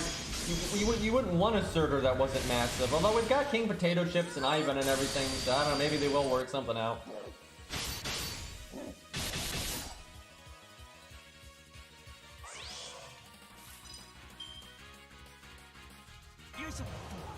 So I'm glad he didn't insta-death there. That would have been kind of a calamity. やりよルーンよ私に力をさていいぞ了解つまらん Well, I think she would probably fail to do this if she was like level 80, but I think she probably could have done it at 90 just because of her survivability.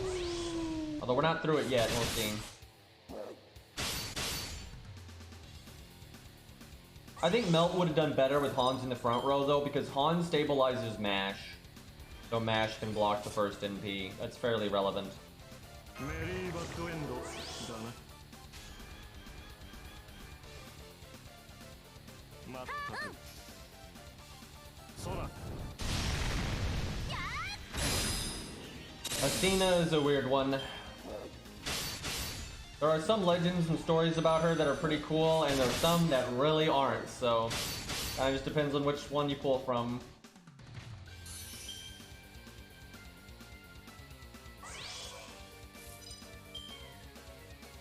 いけるか気合い入れていきます We're going slow and steady here. では行くぞ。入力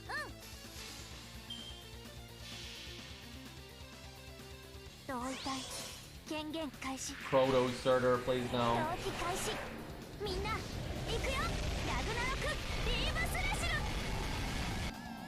かけろメイヤー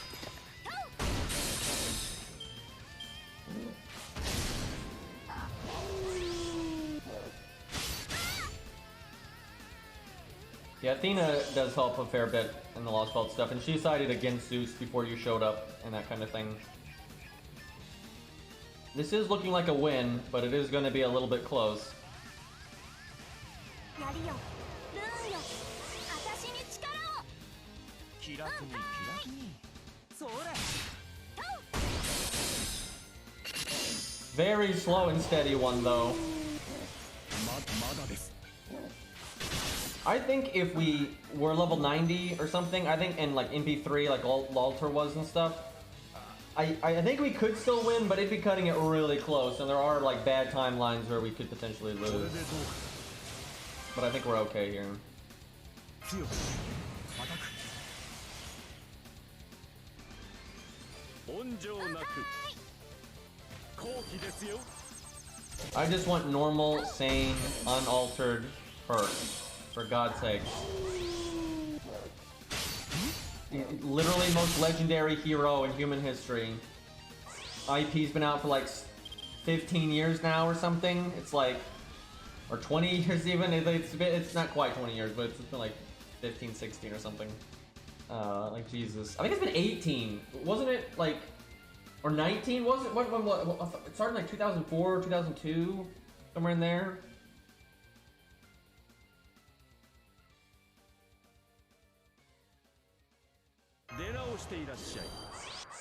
Probably could have waited one turn to cast that.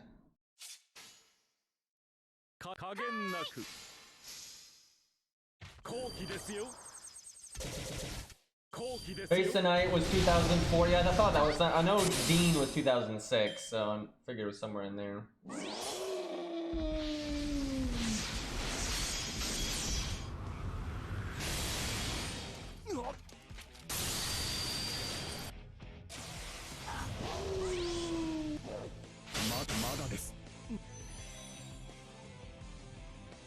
Alright. Yeah, you can see, we're really coming down to the wire here, and if we were lower level, didn't have 2K foe and all that stuff, we'd be really pushing it. I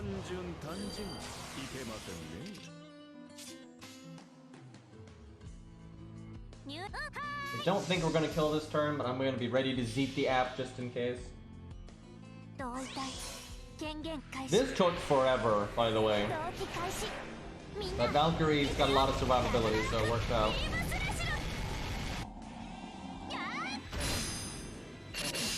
I really wish that 44% had crit, because they had the big bust drop.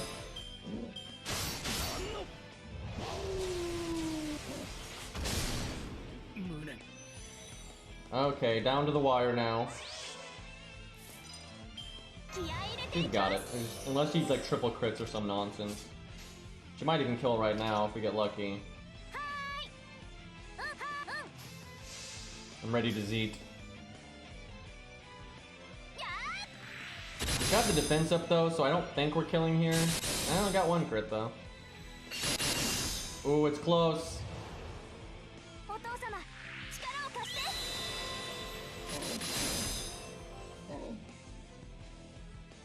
I had a hard time activating the fucking virtual buttons there. I was a little late there, but we got it.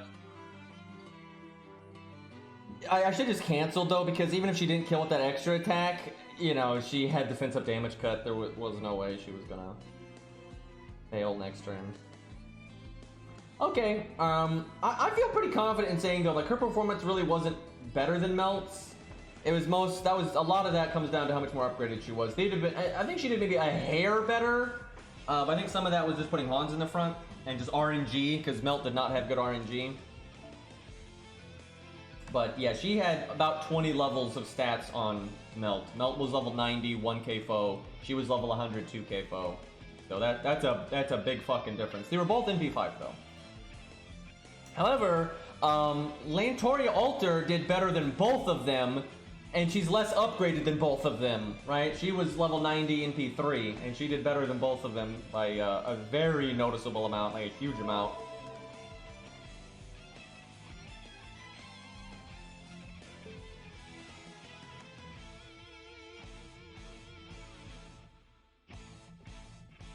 Okay, we can do Fionn and, oh, Nuked too. Fionn is way lower level though, so he's not going to be super applicable. But Nuked I'm actually quite interested in. This is one of the more applicable units we've used, actually, compared to Lantoria Alter. We're a wee bit weaker. They're both level 90, 1k foe, but Lantoria was in P3, where Nuked is in P2. Nuked has better command codes though. Not like way better, but a bit better for sure. How do we want to do this now? Probably that.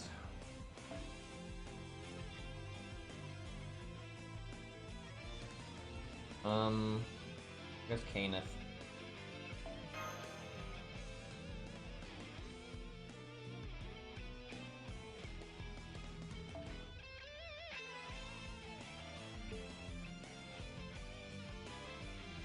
I want to put in Shakespeare, but she doesn't have a lot of survivability.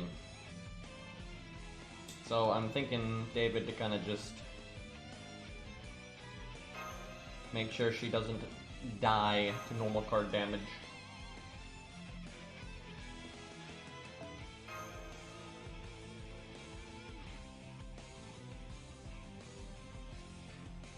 Regular Lantoria really does need a buff. I wonder how she would do here though.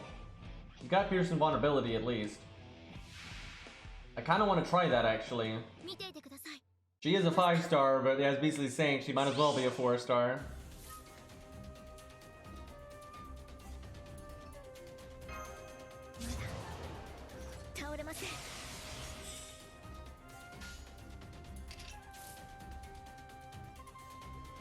I don't think we need Hans's third skill. Wait, isn't her battery 20%? I maybe just make sure it's not 30. I haven't used her in a while. Let me check. I think it's 20 though. I can't NP right now.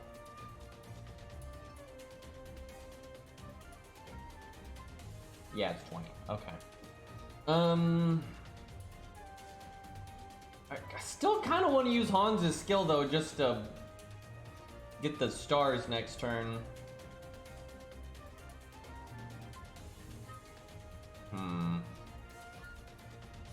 Nah, we'll wait.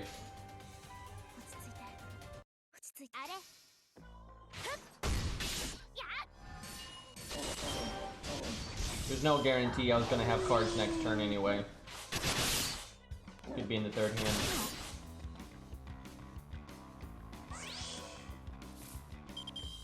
We have one more card in the next hand.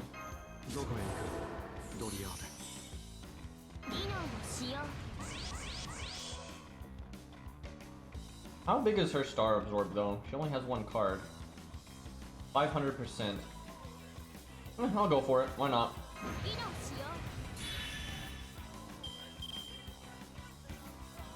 He missed 3 of the stars. Feels bad.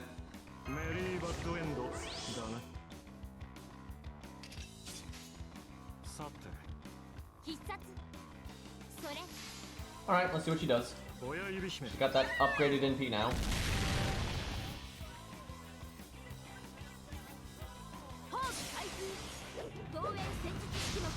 This is Twisted Fury from Armored Core 4. So I saw that insult, by the way. But yeah, Twisted from Armored Core 4.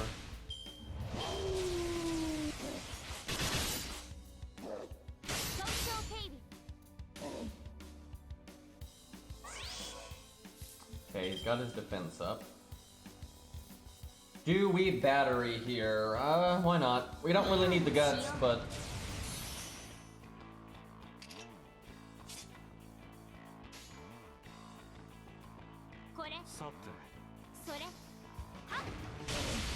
We had to skip over a lot of Hans's art cards, so maybe I should have just used the second skill. If he gets smacked right now, he's gonna be on death's door. Using his NP right now would be really helpful. We have no defense buffs or anything.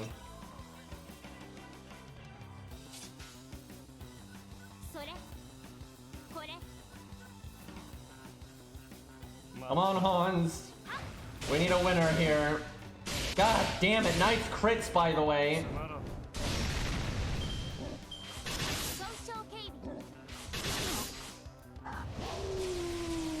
I feel like this could have been going better than it is. Could be going worse, too. Hey, True, what's up, man? Yeah, go Lobo. Lobo won a minute ago.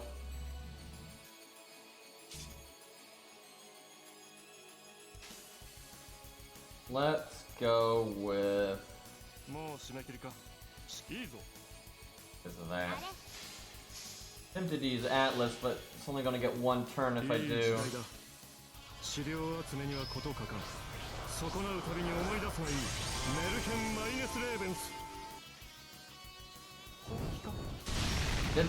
Fury, didn't I say what the previous song was? Am I crazy? Like, didn't I? It was Twisted from Artoria 4. What?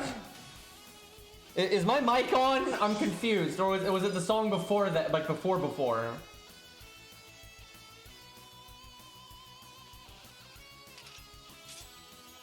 Well, the way I have it set, I can't actually... Okay, there is a way I can find out. Hold on.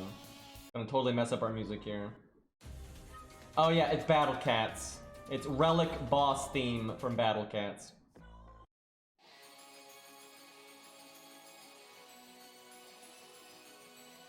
Of all the things.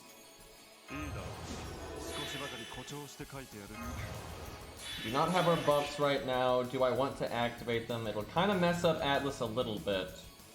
We have quick.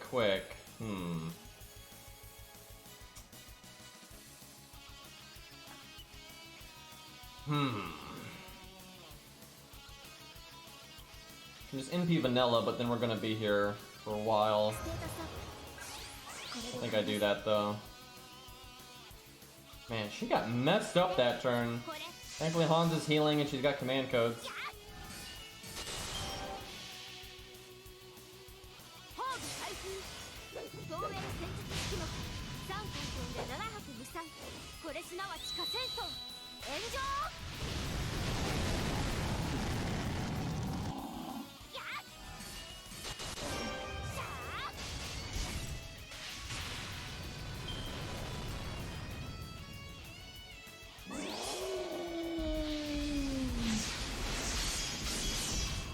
Imagine if I had forgotten to taunt and you just killed Nuket there.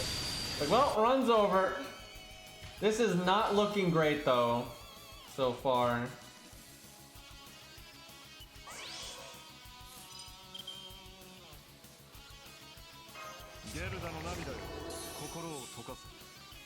I'm glad we got our Pierce invulnerability right there. That was good timing.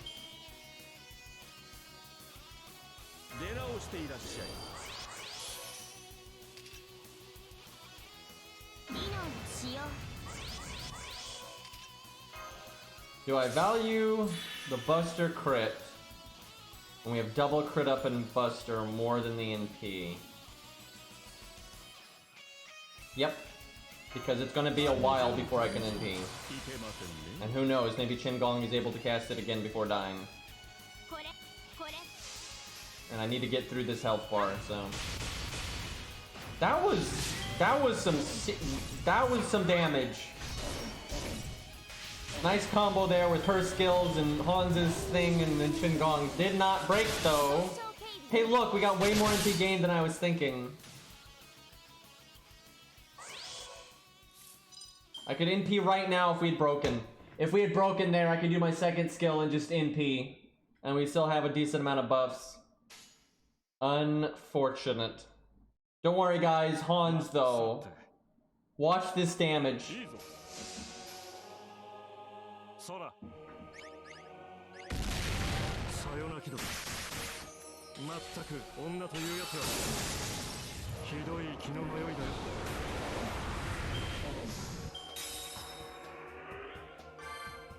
So the homunculus, what they do is they drain your health and then heal themselves.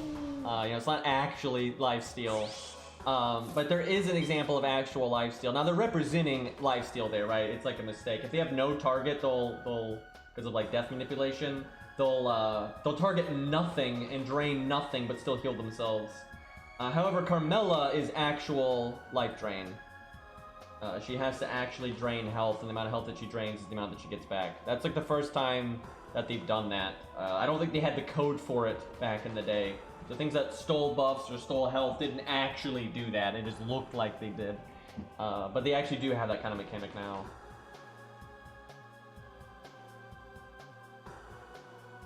Actually, the whale boss has proper lifesteal.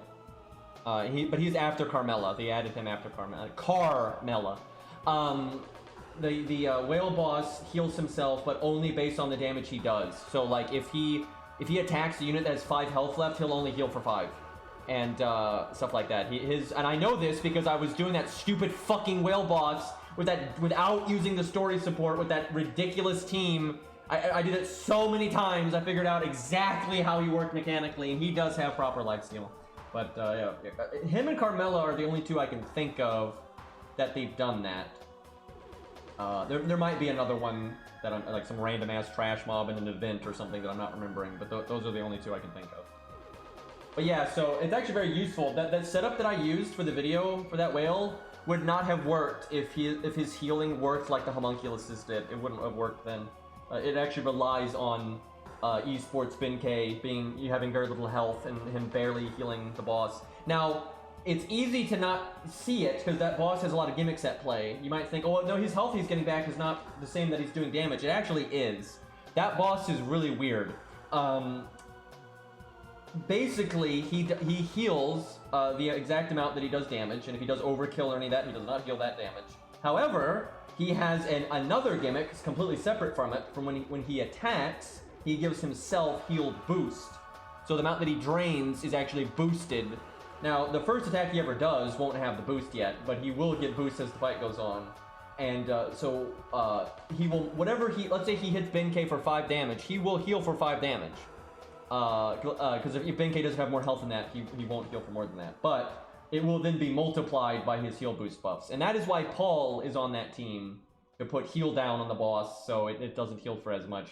Because even though Bin-K has very little health in that fight, he still has some health, and then it's multiplied by those other skills. So the heal down is actually still very helpful. And yeah, Carmella's Carmella, not the assassin one. Is she not out on NA? I don't even know. I think she is. She should be out on NA, right? So they should know what the hell I'm talking about.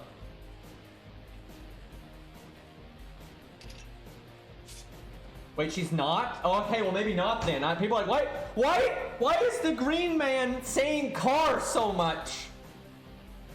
I thought that was on NA, excuse me.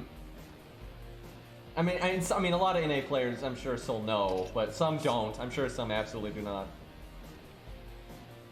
There's at least 2 or 3 people in my chat right now that are like, I have no idea what's going on, but I have popcorn, so it's fine. What is the turn order here? Don't have the Pearson vulnerability one. I want Hans's MP because I want the heal, but I think we do that.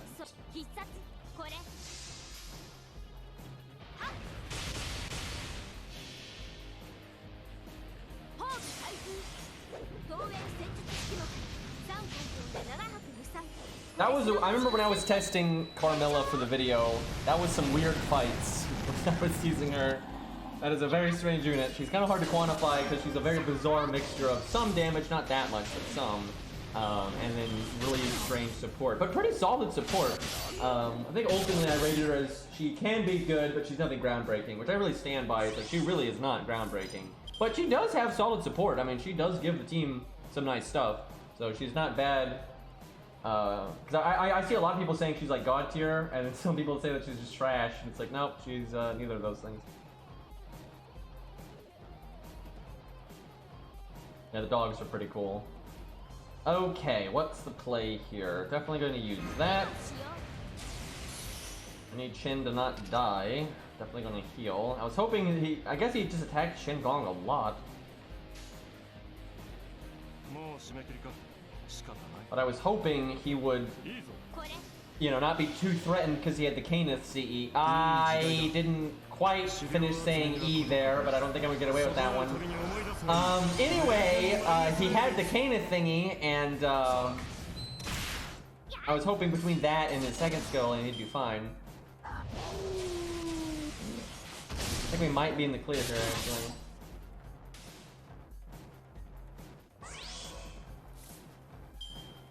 Fuck!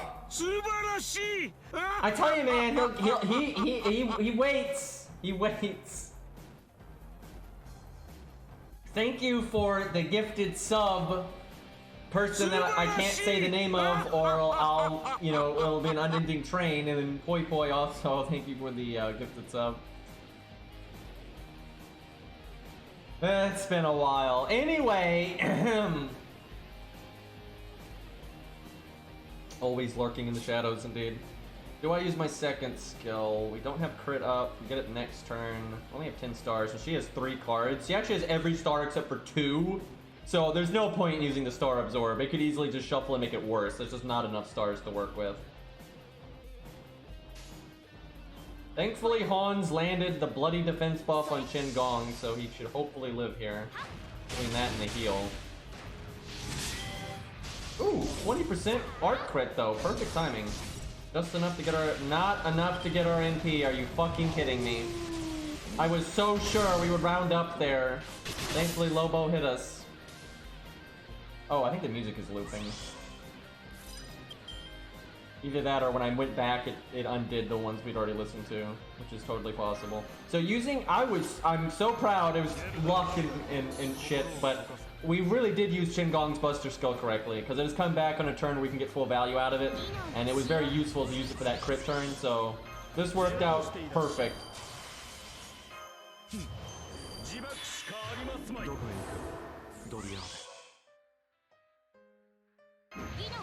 And hell, we might even get another crit out of it. We probably will. Yep.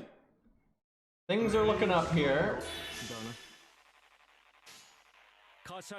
It got the Pearson Vulnerability one, so I could work in Hans's NP. I'll lose the first card Buster bonus though for that card, but I don't. That's probably worth it.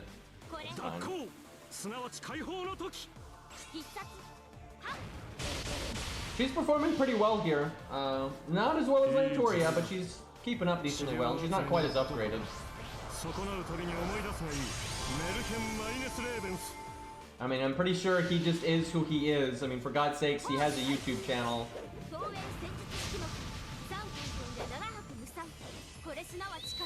With some pretty, interesting content, let's put it that way.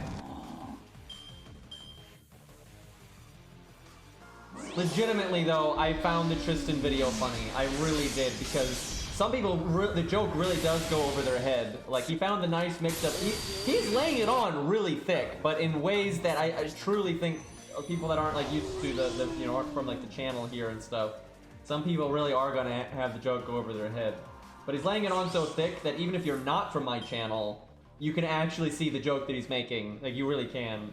But, nice mixture of, laying it on thick, but still being believable enough for some dum-dums. Okay, I think we're gonna win.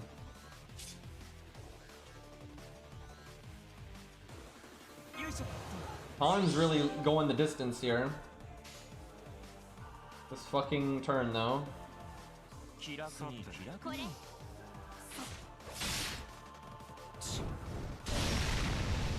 I mean, I can't really say the video because then I'll be breaking the rule again.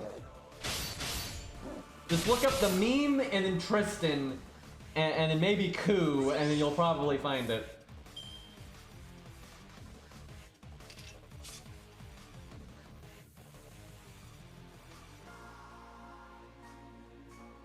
Do I do Charisma for that 70% crit? Yeah. Our other crit buffs and such are about to go, so...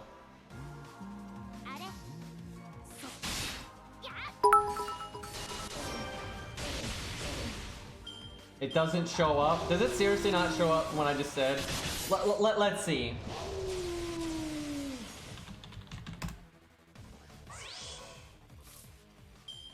Putting in the meme name, which I'm not gonna say. Q Tristan. Let's see what we get here. Wow, it really doesn't come up. What the fuck? That's weird. Is there space in it? Yep, there's a space in it. Literally just add a space and then you get it. Oh, he's uploaded more videos since I last checked his channel, by the way. Oh god, I'll have to check those out later. Oh my god. Anyway.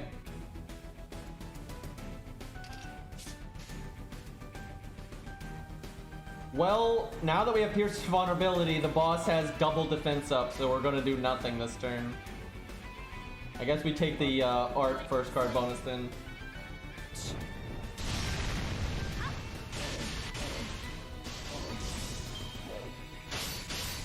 She did pretty well. She seriously not bad. We win this turn though, no, so I think I'll just close it. Because we still have the attack up. It's only 54k. Actually, he might barely live this turn, but we'd be fine because I can do invulnerability here, and then our guts comes back, and our other skills come back, so we've won. Not bad. Definitely not as good as Lantoria, but still fine. Like not bad at all. Totally reasonable. Hey, Ghost Flayer, thank you for the 11-month resub, dude. Enjoying the new buffs? Yeah, for the most part, they've been nice. Moriarty's was kind of whatever, and this one's a little whatever, but they still made the units more consistent, so it's nice. But this has been a good round of buffs. It really has. Most of the times when they do a round of buffs, there's always a lot of ones that just don't make any sense, but most of these made a lot of sense. This last one probably made the least sense, but overall they were good.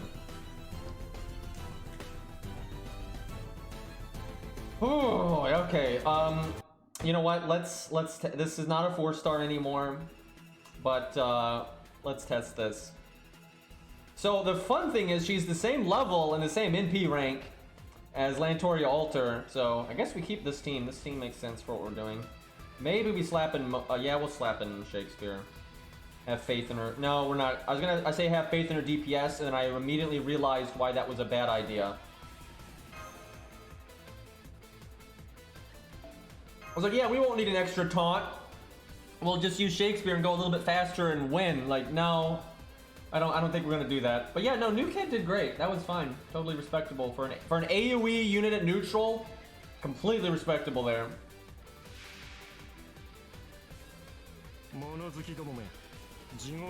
Her buff was good. Her buff wasn't too long ago, so you don't have it on NA yet, but it was pretty nice. I wish I had art cards here, but I'm gonna NP anyway. Gas, gas, gas, gas.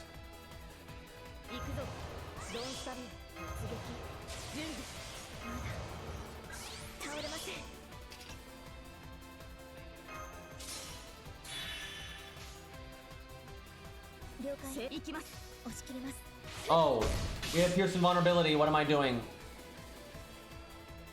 I mean, it wouldn't really have mattered. If anything, this is still better because that would have made like a 2k damage difference. If we're doing it this way, we get more NP refund for the quick card, which is honestly fine. If really thinking about it, if I could go back in time, I don't think I would have changed the play. I think I would have just kept it that way. But it is a shame not using our Pierce and vulnerability, but it just wasn't any way to get it there. If I had like 2 Buster cards, then yeah, then you take advantage of the Pierce and vulnerability. But I had 1 quick card, so it didn't matter.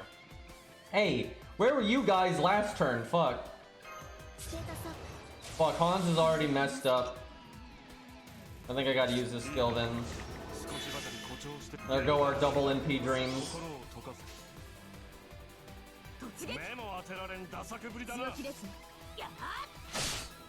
Good start.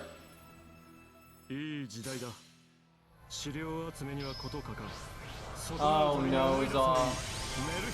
Just in time for the event, huh?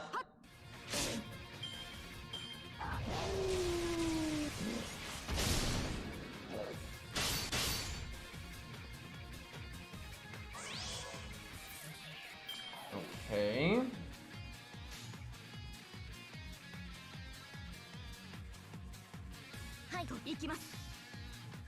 Yes, this Rongo Bongo is NP free. He's level 90 NP free. 10, 10, 10.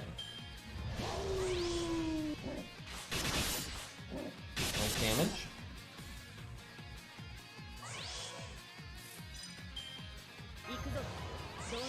Okay, now we're probably gonna take advantage of the Pearson vulnerability.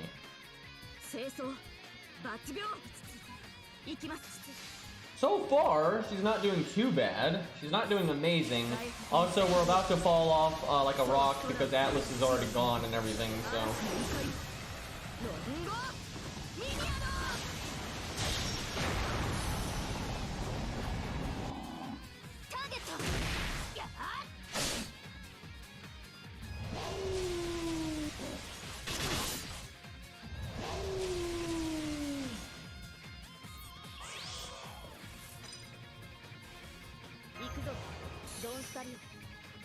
Why did he have to do double defense up? Is there? Can we do 14k damage when we've got charisma and Pierce? Come on, come on! God damn it, Lobo! Hey, Poi Poi, thank you for the other gifted sub. Oh, and to Red, because Red's here all the time, so it feels good.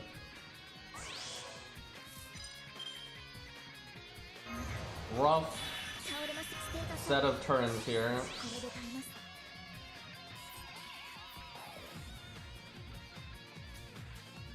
Okay, he's got another defense buff, but I think we got it.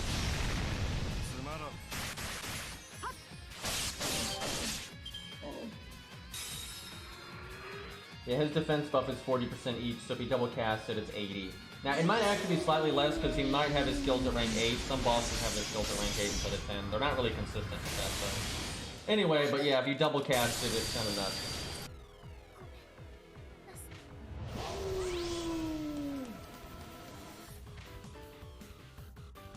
That was excellent timing on Shingon.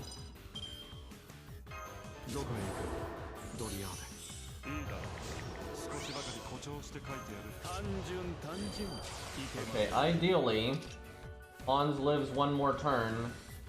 I could guarantee that. Do I use... I'm thinking about using Qingong's second skill, but I'd waste the battery. But it would increase Hans' chances of living. What do I care more about, Qingong's second skill or Hans' NP? They're about the same because Lantoria is not missing any health. So the heal is not as big of a deal. So we'll just hope that we can get both.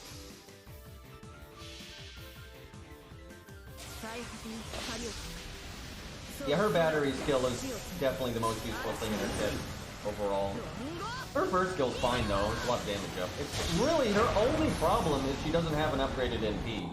Now, sure, it would definitely be nice if they could give her more than just an upgraded NP. She's not gonna be like a god tier 5-star just because she gets an upgraded NP. But with how often she can NP, you really do want the NP to do more damage. Because right now, her Buster Up and her Attack Up, a nice chunk of those are just going into making up for her not having an upgraded NP. Obviously, they add more than just the upgraded NP would, but still. I mean, you could have both.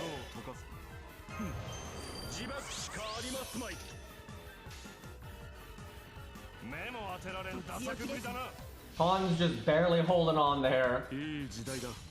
Come on, give me that attack buff. Give me the goods. Nice. Defense buff 2.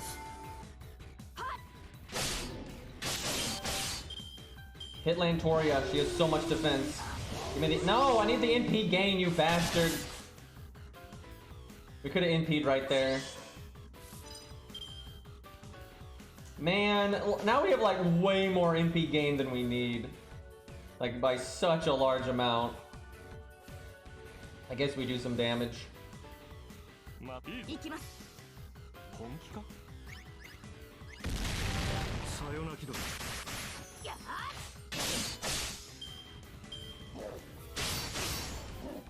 Why couldn't you do that last turn?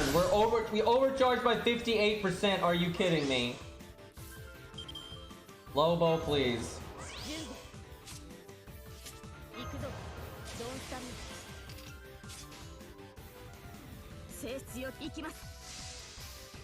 You can NP again really soon though. Our skill's about back.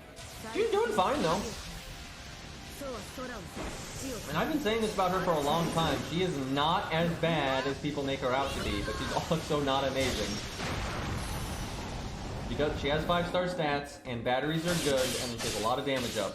You know, skills, that's nice. But her NP being unupgraded and having kind of a meh attack stat, and that being pretty much all she does is the NP and the fearsome vulnerability and stuff, it's like a little limited.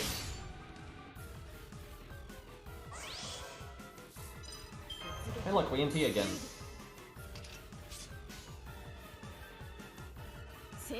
But, you know, Buster is dead and all that. She's doing pretty well here, though. We are getting good value out of, though. Like, this is a fight where fearsome vulnerability is good, so.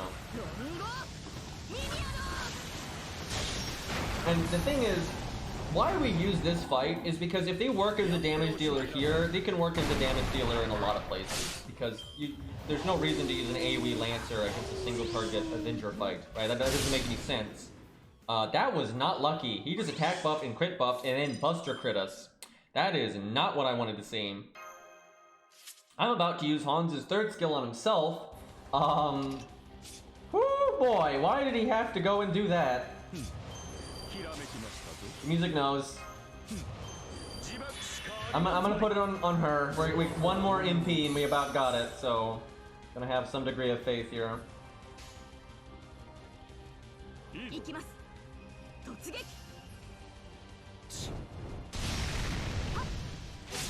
You don't even need MLBK scope for her to be a good farming unit. She's a good farming unit pretty much always. And even if you're going to use her to wipe out one of the lower health waves, she will give the charisma to like another unit if you're not. A lot of farming setups don't. Like I oftentimes farm with 3 units that all have like battery and can MP on their own. And she's a nice unit for that kind of thing because of charisma to affect the other 2. Oh, thank God we have David. Hopefully that can buy us enough time here to stabilize. We are on death's door here. I might give her invulnerability now, just because Hans is about to NP. Hopefully Hans doesn't die. Yeah, there's no way the fight is going until Lobo NPs, so I might as well invulnerability now. Like, the fight is about to be decided.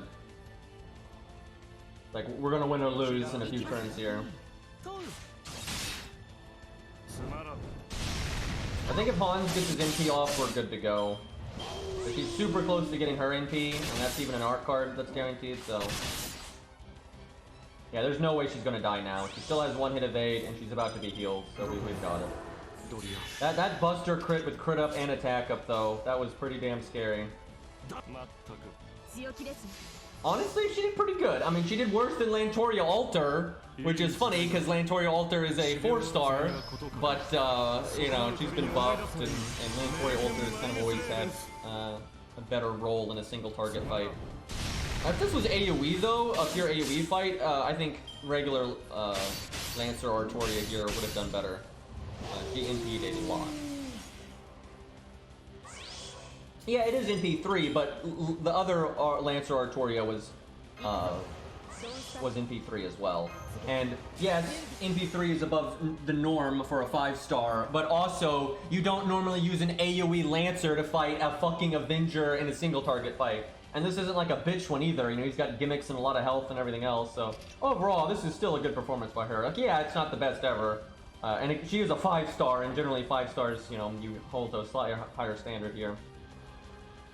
Alright, I'm gonna cancel the app. He's got a defense up, but he's dead. He is so dead. We have Pearson vulnerability on our NP, we have Buster up, attack up, other attack up, and we have a fucking Buster break chain. There's no way his defense up is gonna save him here, so he is definitely dead. The NP alone would not have killed there though, but the follow-up Busters and extra definitely would have. Yeah, we'll do Canis, why not? She's gonna be more upgraded, but that's a fair comparison. At least yours is actually not that. I mean, it's a bit ahead, but it's also NP3, right? And you know, you don't have Golden Sumo and all that, so this isn't that ahead of a Lantoria Alter. It is ahead though because the 2K foe and the 100, so you know, essentially 20 levels of stats there. Do I use the same setup? Do we just stick to this Buster stuff? I mean, you kind of want to focus more on crits with Canis.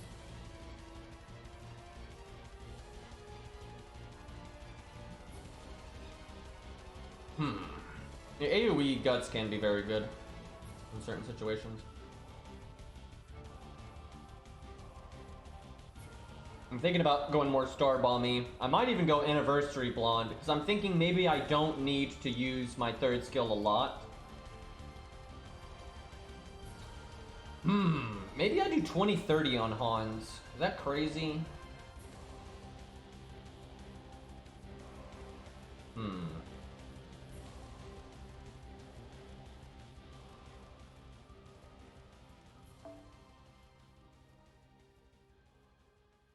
Let's try it. Do something a little different. Alright, she does not need as much help with survival though, so I am gonna do Shakespeare at the end.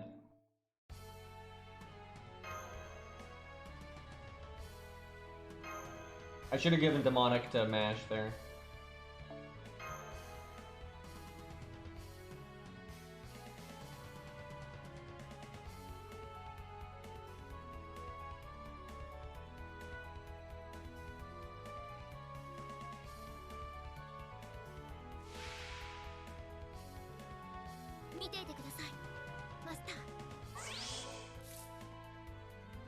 Okay, good opening hand. This is where I wish I had brought in Star Bomb instead, but let's see.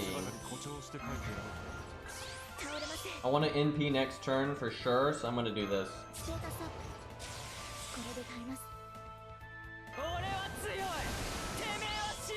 どこへドリアうるせえな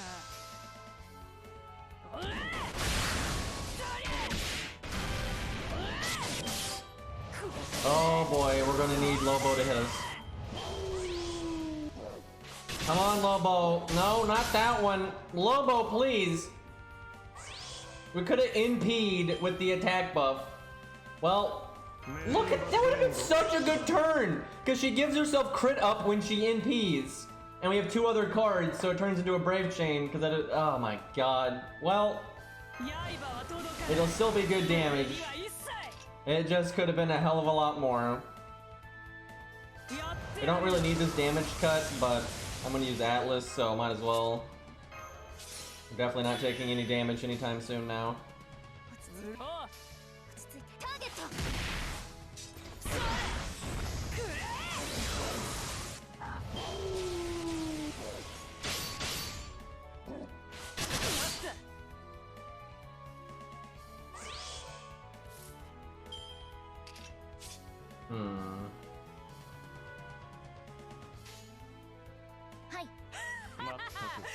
We do need to get Hans's NP, because Mash is getting pretty busted up.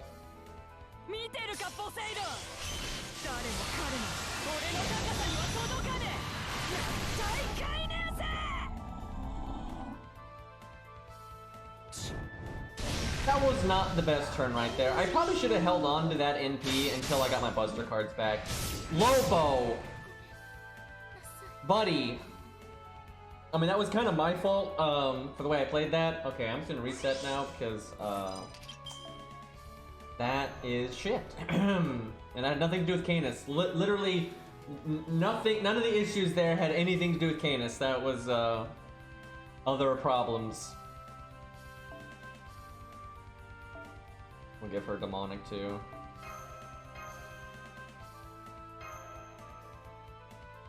Canis did the worst. Technically, I think Melt did the worst.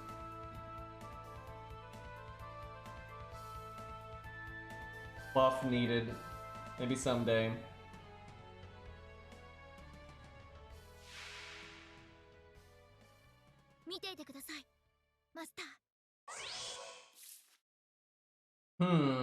Okay, well, we have an easier time getting our NP now. Actually have more NP gain than we're gonna need, I think. Let's see. So that's 60, 70 because of the command code. 90 because of the chain. So I don't think we need Mash's invulnerability. I put it on Hans or Mash then. I guess Hans. Although Mash needs the NP gain. We'll give it to Mash then. Okay, that means we're actually not going to use Mash's first skill yet. We're going to wait a turn. Watch Hans just get deleted. はい。まったく。いいんじゃねえか。 Hans is the only one that's vulnerable this turn.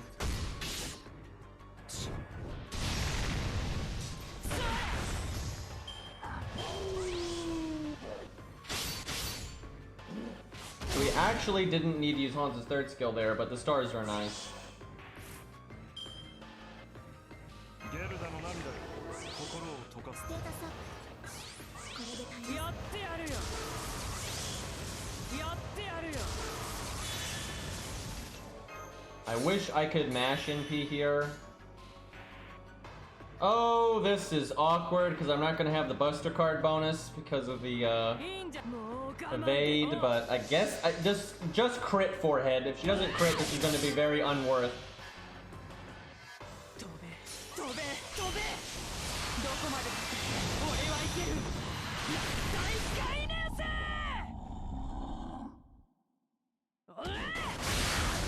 Okay, at least we got the crit.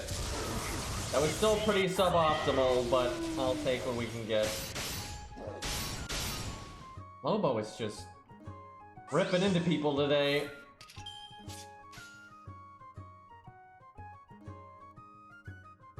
はい。もう締め切りか。仕方。 I want the healing, but I'd also like the attack up here. This is such an awkward turn. Why couldn't we have gotten that card earlier? This is so awkward right now.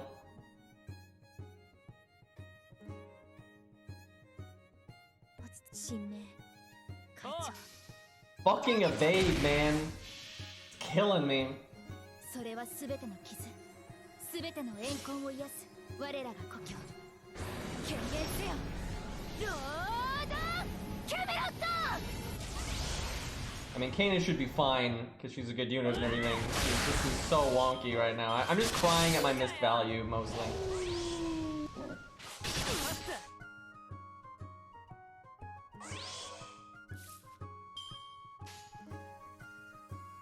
Hmm. 脱行。すなわち解放の時。はい。目も当てられん。 I mean, if we get a 60% crit, like that does favor us. いい時代だ。 Yeah, Candace can solo this. I'm aware. We've done this in a team of several units that can solo it.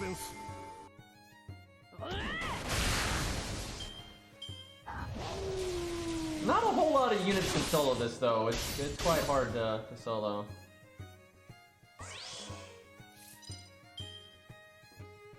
Not much reason to use my skills here, unfortunately. If I'd already broken, then I absolutely would, but I think we wait. It's a bit of a shame.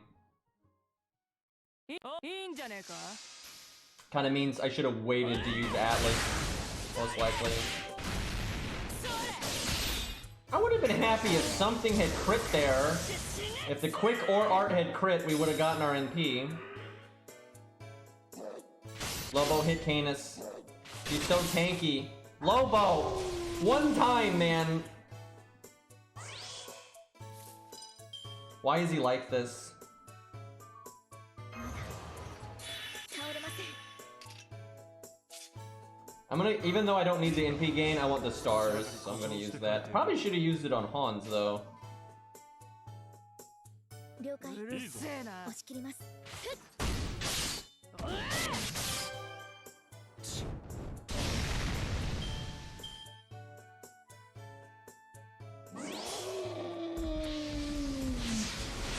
This D tier Lancer, I know, right?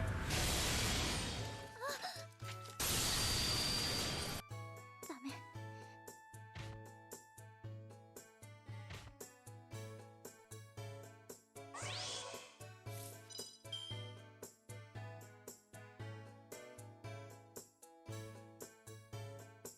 Yeah, Wind Waker music indeed. Trying to catch up on chat, but I missed a lot of it there. Anyway, let's see. 単純単純。 Hmm. いけません。ゲルダの涙よ。心を溶かせ。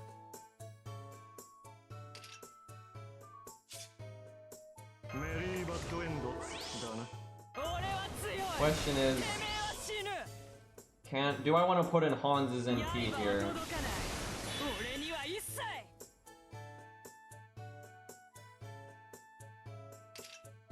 I do not want Hans to just, I mean, Lobo has no attack up or crit buff right now, and if he casts them, he won't attack as much. So I think I get greedy and I do this. I tell you though, if Hans dies with his NP, I am not gonna be happy here.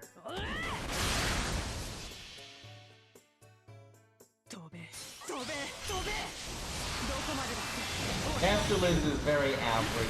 She's like, yeah, she can do AoE caster things, but she's nothing even remotely special. And now you got Babbage and stuff, I would say way better than her for the most part. But she's not like trash, you know, you can make her work, but she's definitely nothing exceptional. Definitely on the meh side. And there's just a lot of stuff that's her but better. That's the big thing. Now that we have Qingong's second skill, we could save Hans's NP for when we want to do, like, get NP gain to Canis. I actually think that's totally fine.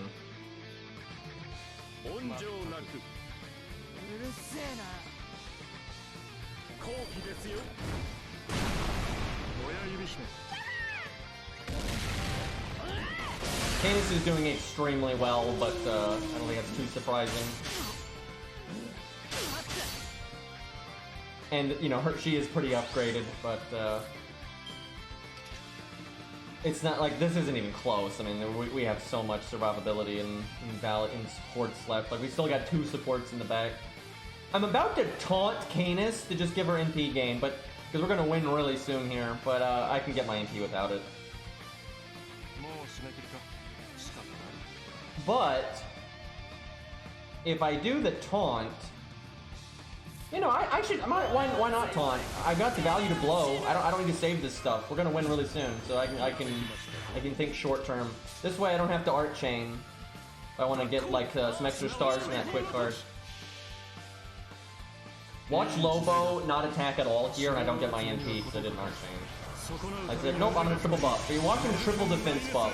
If I was playing Lobo, that is what I would do this turn, 100%. I would just triple defense buff. Okay, well, he done messed it up.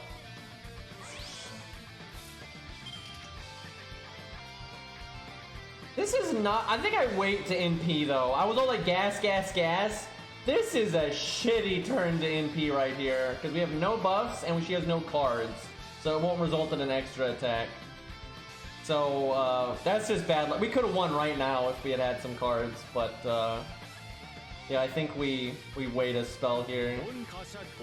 It's unfortunate, but well, we had the attack buff, I suppose. Yeah, I'm like, yeah, it's not hard to get 2 Canis cards, so.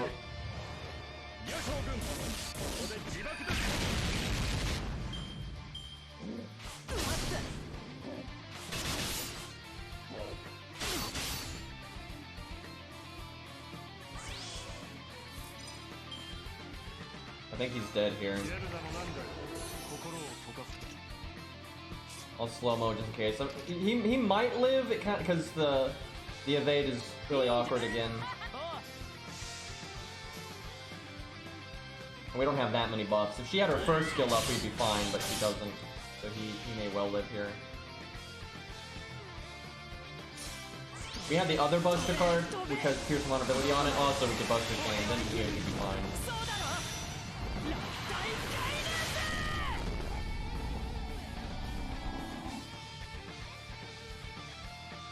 Kind of up to if we crit or not. Well, yeah, he would have died if we crit, because that's double damage, but then we have a crit buff, so it's over double damage. So yeah, if he crit, we would have won, but not quite there. The nice thing is she has guts. Even if he did live to do his next NP, we have guts, so his death will not kill us.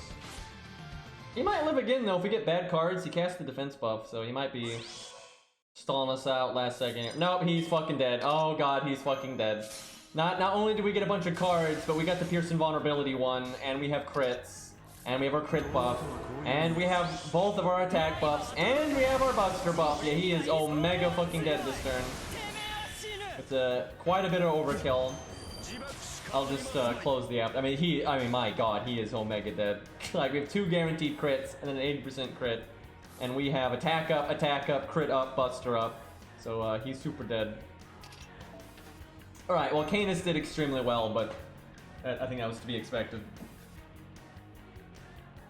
Yeah, I want to see the numbers too, but if I don't have to risk losing the stage, I won't, because losing this, if I ever lost this stage, I would be so pissed. I mean, this is such a good fight for messing around, right? Like losing this stage would be like devastating. So I don't even, if I can get away with not risking it, I don't risk it. It's just not worth it. Okay, shorter stream today, boys, but I think I'm gonna wrap up. I'm really tired today.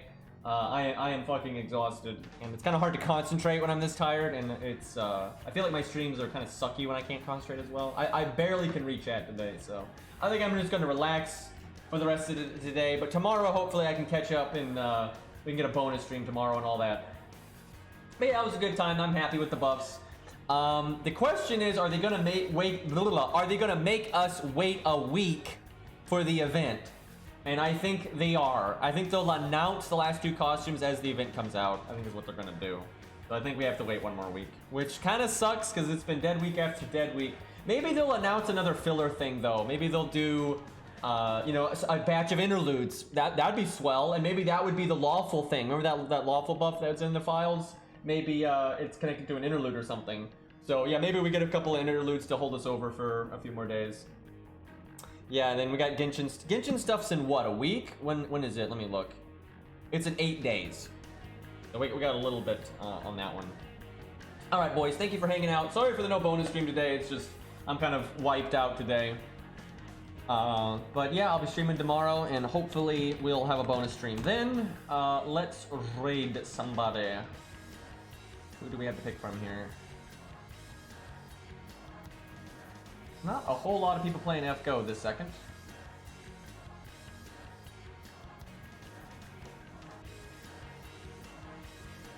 We'll go with somebody random. So I cannot vouch for stream quality. This guy's playing Lost Belt 1. Actually, no, excuse me, he's playing Lost Belt 2. So, Napoleon, good times. All right, boys. Peace out.